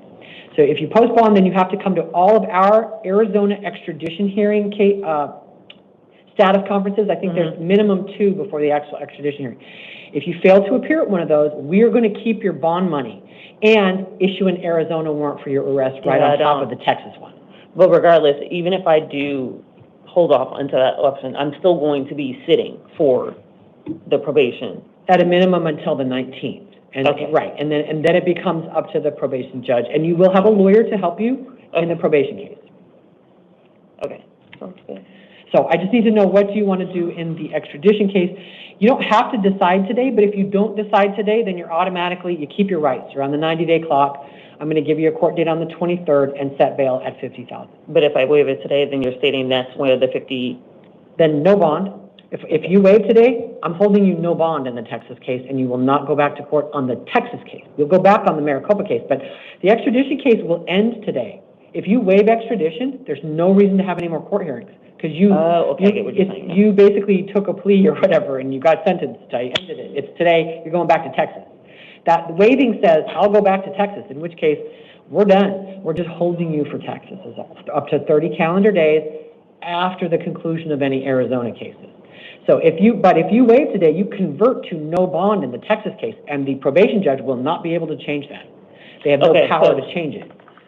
All right, I'm trying to understand. I know, it's two different cases. So, if you keep your rights today, and you get bond out of the probation judge, that's when you might theoretically be able to bond out in the middle of all this. Okay. If you keep your rights. But if you waive your rights today and agree to go to Texas, I'm going to hold you no bond. So even if the probation judge decided to let you out in their case, then the sheriffs would go, okay, cool, well, you're still stuck in here waiting for Texas. So the two cases are totally different. If you're stuck in jail on the Texas case, then it doesn't matter whether the probation judge lets you out. But if you don't waive your rights, you will have a bond in the Arizona case. You can argue for a lower bond in Arizona in the extradition case also. But you won't even go back to court no matter how much you beg. If you give up your right to an extradition hearing, there are literally no more court hearings. There's no more court case. They have nowhere to take you. If you said, take me in front of a judge, the sheriff's office will say, there's no judge to take you in front of. You waived. So that's why, and again, I can't give people legal advice. I can just tell you what will happen. But I can tell you that many people who have open cases like you do, they punt. And because that keeps more options open, you know, but you do whatever you want. You have these rights, you keep these rights. Like I said, if you don't want to decide, if people just are too indecisive, I'll just cut them off at some point and say, I'm going to let you keep your rights. And because, you know, I don't have time for people to think too hard. So if you have too many questions in your head, then you're probably not ready to decide that. But again, it's up to you. But waiving would put me in a predicament where you stated I would be definitively giving up my rights, correct? And correct. And you would be definitively no bond until Texas had 30 calendar days to come get you after the end of any Arizona case. So you'd be stuck in on Texas's case, no matter if a week from, say a week from today, they literally dismiss your probation case and say, never mind, which I find very unlikely, but say they did that. Cool, you'd still be stuck in on the Texas case without a bond because you waived. That's if I waived. If you waive. Okay. If you don't waive, you'll have that bond sitting there and a court date. Okay, so what are the options in regards to, because you just did state with the probation that it's unlikely that they would bond me out, then what would be it's unlikely they'll dismiss your probation and terminate it and say, oh, never mind. We're done. They're not going to pretend like none of that happened. Right. Could they? Sure. That is theoretically possible. Your Honor, we move to dismiss the probation case entirely. Motion granted. Probation dismissed. That's what I'm saying. That's a theoretical possibility. Right. But there are options. Could they give you a bond? Yes. The probation judge could give you a bond on the 19th. Yes. Okay. As to the likelihood of that, I cannot predict. But on the legal standard and the policy of this court, on the facts that the court's been presented with, the court's not going to give you a chance to be out between now and when a probation judge can look at your case. Yes, ma'am. That's sort of the essence of it. Okay. What do you want to do on the extradition? I'm going to keep my rights thus far. Yeah. Thank you for explaining. I know that it is complicated. It's already complicated before you add in a local case. Yeah. Then it gets very brain hurting. Yes, but this is one where all you're giving up is basically some days on the clock potentially. But when you have an open case, that's about all you're giving up, is that waiving today would start Texas's clock tomorrow in case your probation case vanished in the interim. But the odds of that aren't very high. Right. And in which case, you could just waive later if you want to waive later. Or if you never want to waive, it's okay. So, like I said, I can't give legal advice, but there are many times when you might be very sorry that you waived because something changed. Yes. If nothing changes and you're like, I wish I had started that waiver clock 10 days ago, you lost some time, but you didn't, usually that's a better equation. Yes. We're going to print that up for you. We'll send it out. Good luck, ma'am. Thank you. Sure. All right, and then Mr. Williamson, you can go ahead and come in.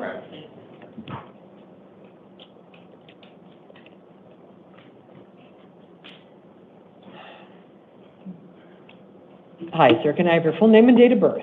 Roger Wayne Williamson, October 26, 1955. All right, thank you. You're here on a warrant from Lonoke County, Arkansas, where you've been charged with terroristic threatening in the first degree. Hold on, I do have a copy of the warrant, which is more than we often get. Okay, terroristic threatening, first degree, Class D felony. And this issued June 6th of 2025, so about 6 days ago. All right. You have extradition rights. I did go over those a few minutes ago. Did you have any questions for me about those? Yeah, one thing I question is, I called the Public Defender's Office in Lonoke County. I'm a resident of Arizona. I have pancreatic cancer. I came down here for a procedure at Deer Valley Hospital. That's why I went to my bondsman. I said, I have a procedure that's scheduled. I have a blockage of the intestine. I had a Whipple surgery where they take all your intestines out and they work on the pancreas. They removed a baseball-sized tumor from my pancreas. It didn't cure the cancer because it comes from the ducts. So I have ongoing issues there. But I also asked the bondsman if I could come because I have a very large project I've been working on for about 20 years. I invented something, and I went to a major studio in Scottsdale, and they're purchasing the product from me. Okay, sir, I apologize, but I need to... And the money would solve my problems. That was why I was still here. That's why I didn't stay in Arkansas, because I need funds. I'm homeless, and I need funds to manage anything to do with the court. So I called the public defender and my bondsman said I need to come back. He gave me permission to leave the state, and I said I would be back, try to be back in time for court. Except everything with my medical, everything got continued. With my project, everything got continued. So what was supposed to be 1 week has turned into, today was supposed to be the day that I settled my contract with the studio. They were going to give me a check. And then I was supposed to have a procedure to remove this tumor over my intestines. It's blocking my intestines. And then I could go back to court. This involves Okay, so Mr. Williamson, I want to reduce this to a more simple equation for you. Do you have any questions for me about what it means to waive your rights versus to keep your extradition rights? Well, do I stand a chance? Because this involves my granddaughter. She's underage. She's living with two elderly men. I went up there and I caused a commotion. I got charged with domestic terrorism. I haven't had a chance to address the court that this involves my granddaughter, a 17-year-old girl living in this house. Okay, but Mr. in Wilson, Arkansas, I don't decide whether you did this. I don't have any underlying facts from Arkansas. I have what you're telling me, but sir, you have a really extensive criminal history. They are very serious crimes, some of which that you've been convicted of. Some of them are older, some of them are not. And so, as I've told earlier defendants on this calendar, the court's willingness to take your word for things is very, very limited, and it is sharply influenced by the amount of criminal history that you have. So telling me the underlying facts is not likely to move the needle for this court, because I can't, won't, and don't take people's word for things like that. Arkansas issued a no bond warrant for you. Theirs was no bond. Arizona has a constitutional bail law. So under Arizona law, in a pending case, you are almost always entitled to bond. So I put notes in every time we do it to alert that court. We apologize for not imposing no bond, but there's a bail statute. Bail is set very much on what is your criminal history, what charge are you accused of. As I said, I have no way to weigh the facts, and that's why you telling me the underlying facts is not a good use of either one of our time, because I do not know what the state of Arkansas has alleged against you. What I know is you have approximately 8 prior felony convictions. 1, 2, 3, 4, 5 of them are, some of them could be probation violation, but sir, I've got burglary, stalking, which is less than 10 years ago, possession of cocaine, housebreaking, an assault from 1987, I'm not going to detail the nature of. 1987, again, January 20th, same court date. Burglary with assault or battery armed inside someone's dwelling. And again, I see 3 of those are the same offense date, aggravated assault with a weapon. Again, those are non-serious priors. This is a non-serious, non-trivial, I apologize. Very serious, non-trivial. This is a non-trivial charge. And so I am concerned about your cancer diagnosis, but the sheriff's office is legally responsible for the well-being of all inmates. The chances of you getting me to release you today are approximately 0.0001. So, Mr. Williamson, on this warrant, on what your criminal history is, yes, you are getting a bond today, if that was your question. But this hearing is a simple equation. I don't decide whether you did this terroristic threatening. Your guilt or innocence is not before me. The validity of the Arkansas warrant, I don't know. Neither do I. The validity of the Arkansas warrant is the only thing before this court. Well, I shouldn't even say that. That's before the Arizona extradition court. They have confirmed they want to extradite you. So this commences a court proceeding. It is up to the extradition judge, and you can challenge the validity of the warrant, but the extradition judge in Arizona will never decide whether you did this, just whether Arkansas has the right to take you. And I'll just reiterate, Arkansas issued a no bond warrant for you. I don't know the circumstances of your failure to appear there. I don't know, but they resulted in a no bond warrant. Arkansas is not messing around on this case. You have a ton of serious criminal history. So if you do not waive, which I find some credibility in what you're telling me about your cancer diagnosis, not necessarily the other things, but I would still set bail not $1 less than $50,000 secured. And that is as low as I am going to go. Thank you. If you want to take that bond, keep your rights. You'll be back in front of the extradition judge on June 23rd at 1:30 in the afternoon. If you want to agree to go back to Arkansas, I can take your waiver. That will end the extradition case. Arkansas will have 30 calendar days to come and get you, provided no Arizona cases pop up. Well, it was always my intent to go back because I want to expose what's going on. And as far as my extensive history, I just spent 6 years in a county jail, for a crime I did not commit. Mr. Williamson, I'm sorry that you're unhappy about that. That doesn't move the needle in this case. And they let me go after 6 years in the jail. 6 years of my life. All right, Mr. Williamson, I'm not here to persuade you to waive your rights. I'm not here to persuade you. I just give you the opportunity, so I'm going to let you keep your rights. No, I want to go back. Are you telling me you want to give up your rights?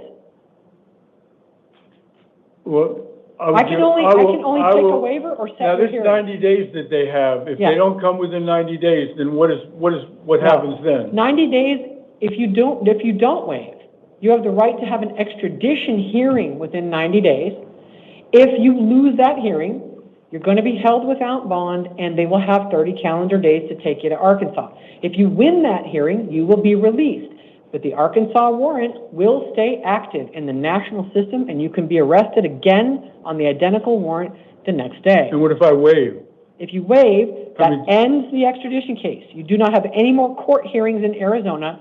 You wait in our jail 30 calendar days to see if they come and get you. You are held no bond the whole time while that 30-day clock runs. You don't see a judge. You have no opportunity to get out. You could still hire a lawyer, but there won't be a court case for them to work on for you.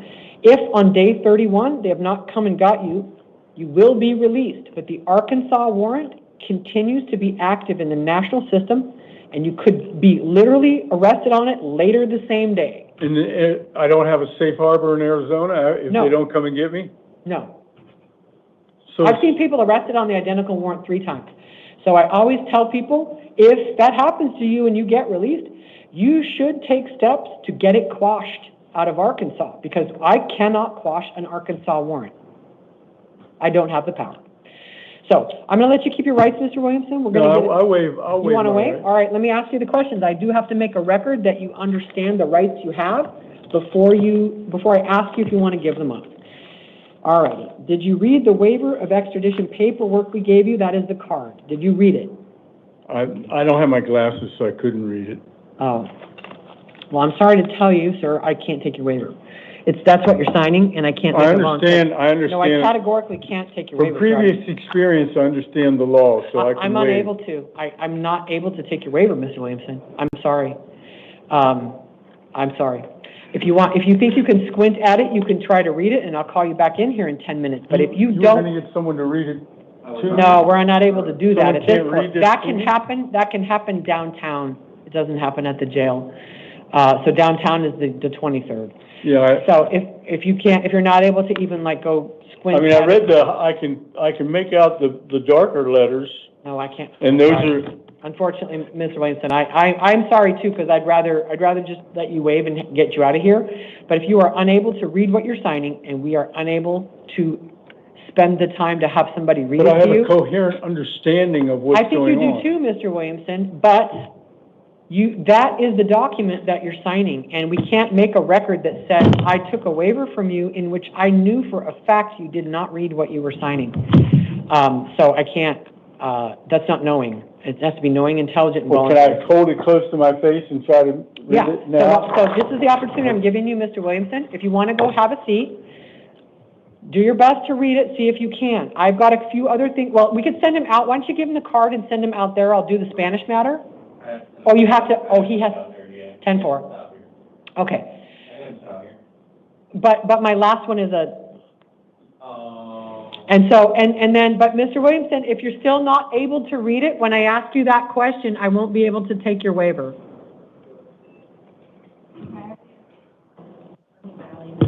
Oh, thank you. Good God. Hi, can the interpreter hear me? Yes, I can hear you. This is the interpreter. Okay, thanks. Hi, I need just 1 second because we've got, we're at a jail and we've got some inmates who need moving. So I apologize, just 1 second. Of course. That's fine.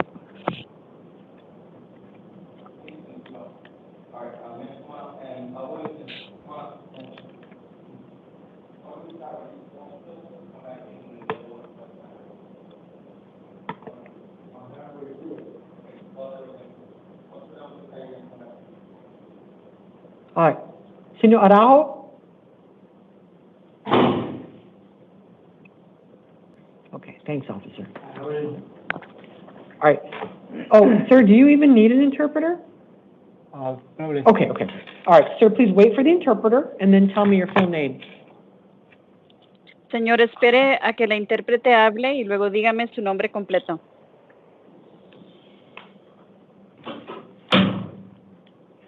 Mario Araujo Rodríguez.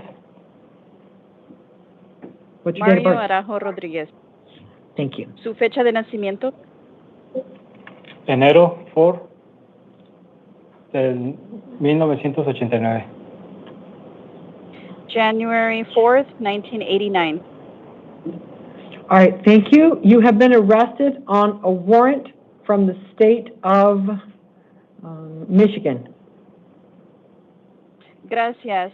A usted se le arrestó debido a que tenía una orden de arresto que vino del estado de Michigan.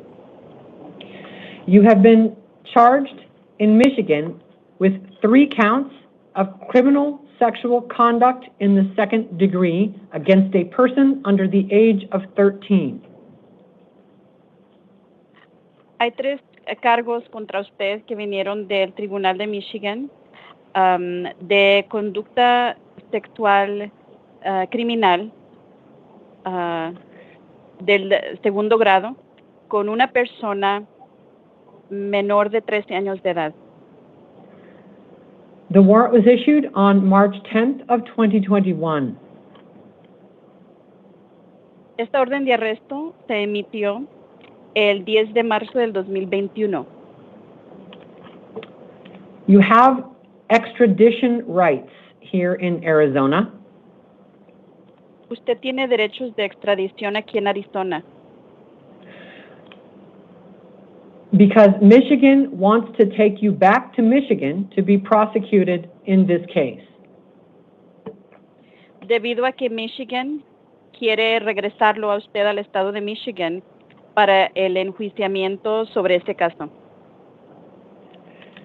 Here in Arizona, you have the following 4 rights. Aquí en Arizona usted tiene los siguientes 4 derechos.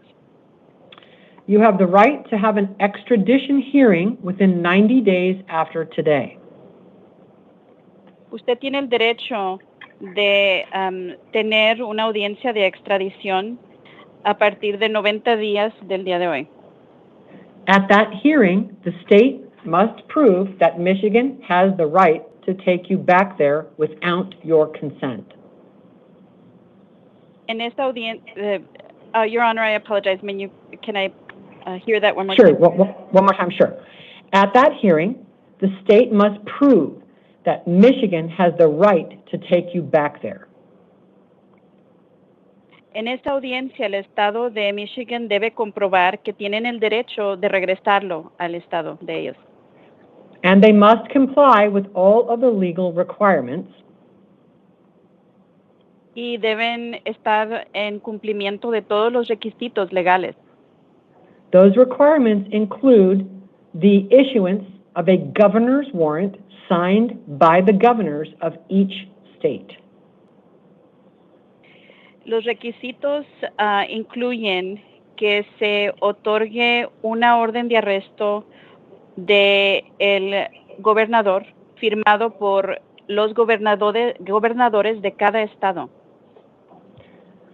And you have the right to hire a lawyer at your own expense to represent you in the Arizona extradition case. Usted tiene el derecho de contratar su propio abogado a costo suyo para la audiencia de extradición de Arizona. Because extradition is a civil case and not a criminal case, you do not have the right to a free lawyer if you can't afford one. Debido a que una audiencia de extradición es un caso civil y no es un caso criminal, no se le extiende a usted el derecho de un abogado gratis. Usted tendrá que contratar uno. You do have the right to a lawyer in the Michigan criminal case if you can't afford one. Usted tiene el derecho de conseguir un abogado en el caso suyo en del estado de Michigan, si usted no puede costear el gasto de contratar su propio abogado. And Michigan will give you a lawyer when you get there if you qualify financially. Michigan le dará un abogado cuando usted llegue allí si usted reúne los requisitos en sentido financiero. But I am not appointing a lawyer for you in the Arizona extradition case.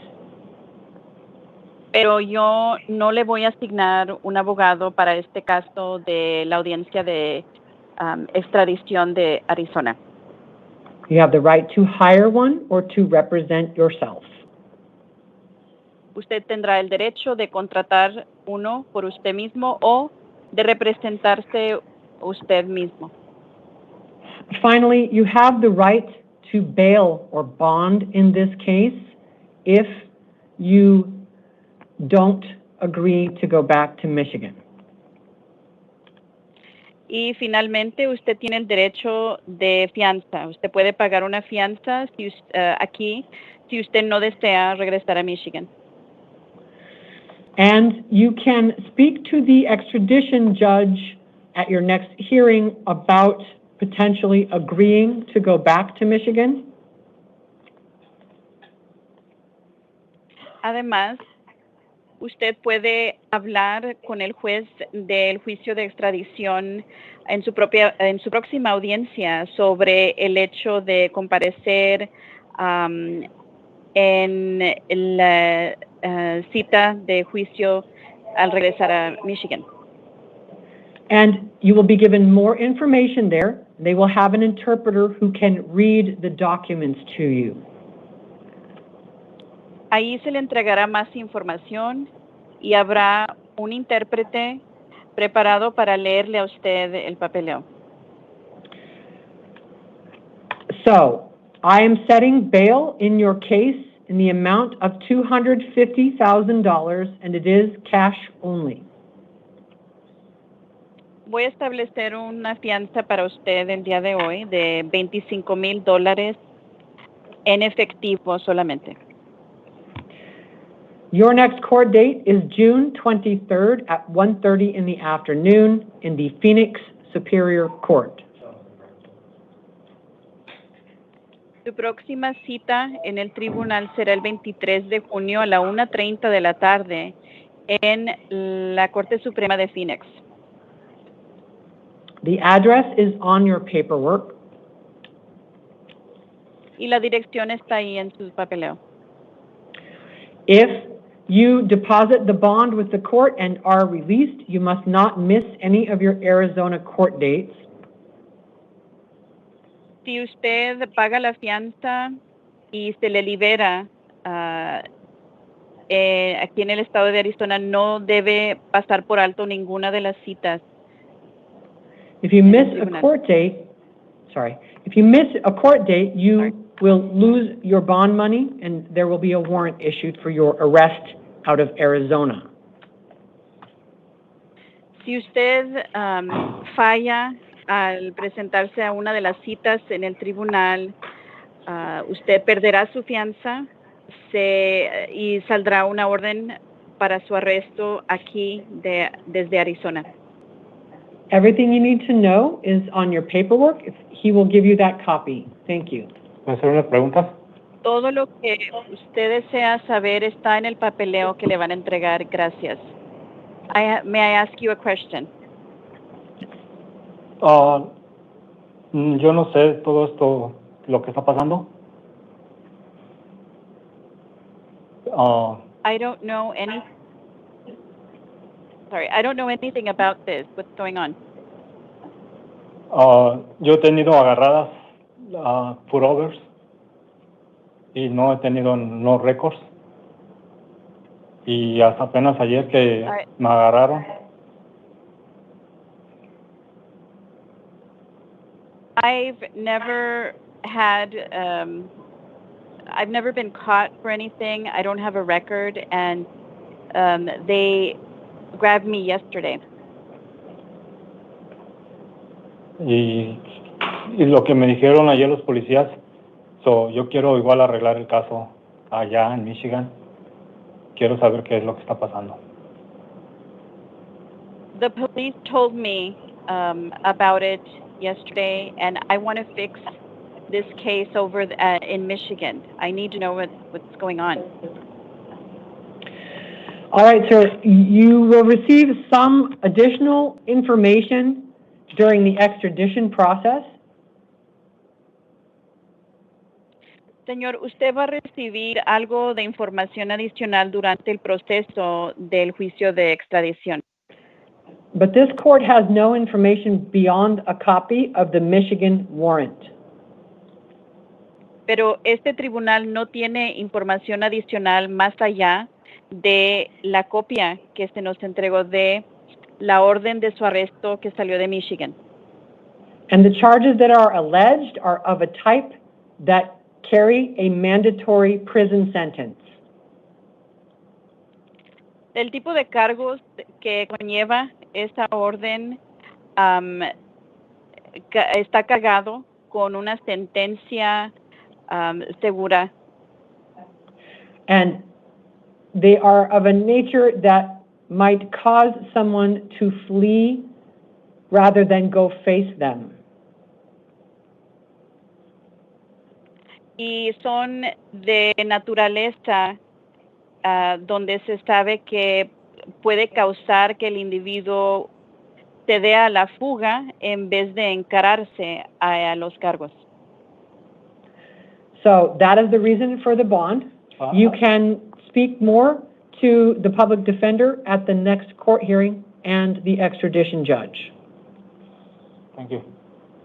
Y esa es la razón por la que se ha impuesto la fianza. Y usted podrá hablar más sobre esto con el defensor público en su próxima audiencia citada en el tribunal y con el juez del juicio de extradición. Because there is a public defender generally assigned to that court. Porque en este tribunal generalmente hay un defensor público que se le asigna. But she is not assigned to your individual case unless the extradition judge decides to do that.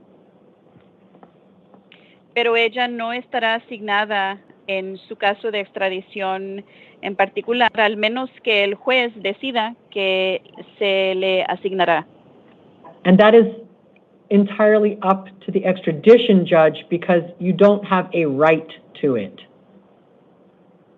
Pero esto es una decisión que solo el juez de extradición puede tomar debido a que usted en realidad no tiene derecho a ello. But you are able to ask the public defender questions and she can give you legal advice. Pero usted podrá hacerle preguntas al defensor público que usted tenga y ella podrá darle a usted consejo legal. At least at that hearing. Por lo menos durante esta audiencia. All right, you can take your paperwork. Thank you. Llévese su papeleo y gracias. All right, thank you so much to the interpreter. That was a great job. I really appreciate it. Thank you. It's my pleasure. Is there anything else I can assist you with? No, ma'am. Have a great day. You too. Thank you for using our service. Goodbye. Bye-bye. All right, we're going to go back on the record in number 1 on the calendar, which was Mr. Williamson. We did, for anybody listening or watching this recording, we did some proceedings in your case maybe 15 minutes ago on the same recording. So, Mr. Williamson, did you have a chance to read the card we gave you? Did you read the extradition rights that you would be signing? From top to bottom. All right, do you have, sorry, and do you know that you do not have to sign the waiver of extradition? Yes. Do you understand that you have the right to have an extradition hearing here in Arizona? Yes. Do you understand that you have the right to hire a lawyer at your own expense for this extradition case? Yes.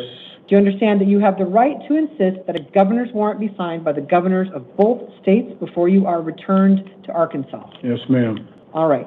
And do you understand that you have the right to bail if you don't waive? Yes, ma'am. All right. Understanding all of those rights, do you want to give them up and sign the waiver paperwork? I do. Do you have, and has anyone threatened you or promised you anything to get you to sign the paperwork? No, they haven't. And have you had any drugs, alcohol, or medication in the last 24 hours? No, I haven't. All right. Then I find that you knowingly, intelligently, and voluntarily are waiving your right to an extradition hearing in this case and agreeing to return to Arkansas. Our sheriff's office will notify, and signing the waiver paperwork, I should say, our office will notify, sorry, I'm like off script. The sheriff's office will notify Arkansas that you're ready to return. Arkansas will have 30 calendar days starting tomorrow to come and get you. And if, I have to say this, if you have any Arizona charges or holds that come up during that 30 days, then Arkansas's 30 days will begin at the conclusion of any Arizona case. Yes, ma'am. Any questions for me before we finish? No, I don't have any questions. Okay, then you'll have to sign electronically a couple of times. My clerk will tell you when. She's going to give you a copy of what you're signing. It is what you read on the card. So if you can, he can go ahead and step over, officer. Yeah, go ahead and step over here. My clerk will let you know when to sign. Thank you very much. Thank you. Didn't mean to aggravate you. No, you didn't. No. It's just, no, it's not aggravation. We have a lot today. All right, so. Go ahead and sign there. Officer, Mr. Cruz Rodriguez and Ms. Alfaro, are they not physically present in court because they've been isolated by the sheriff's office as a potential risk of danger to themselves or others? Yes, ma'am. All right, thank you. I did get an affirmative answer from the sheriff's office, so we'll go conduct the hearings for Carlos Cruz Rodriguez and Carrie Alfaro in person in custody immediately after this recording. I'll advise Carlos Cruz Rodriguez, born 8/27/2000. He's here on a new case. He got arrested for 3 misdemeanors. They are criminal trespass in the 3rd degree, theft, a class 1 misdemeanor, and resisting arrest, a class 1 misdemeanor. I did not find probable cause for any of those based on the police submitting an entirely conclusory Form 4. So I'll advise Mr. Cruz Rodriguez that the charges are not dismissed, but that he does have to go to court. He is entitled to be released, but he must go to court. So the arraignment hearing will be July 2nd at 8:30 in the morning in the McDowell Mountain Justice Court, and he will be released as to this matter only. Carrie Lynn Alfaro, born 9/8/81, is here on an out-of-county warrant from the Navajo County Superior Court, where she has been charged with narcotic drug possession,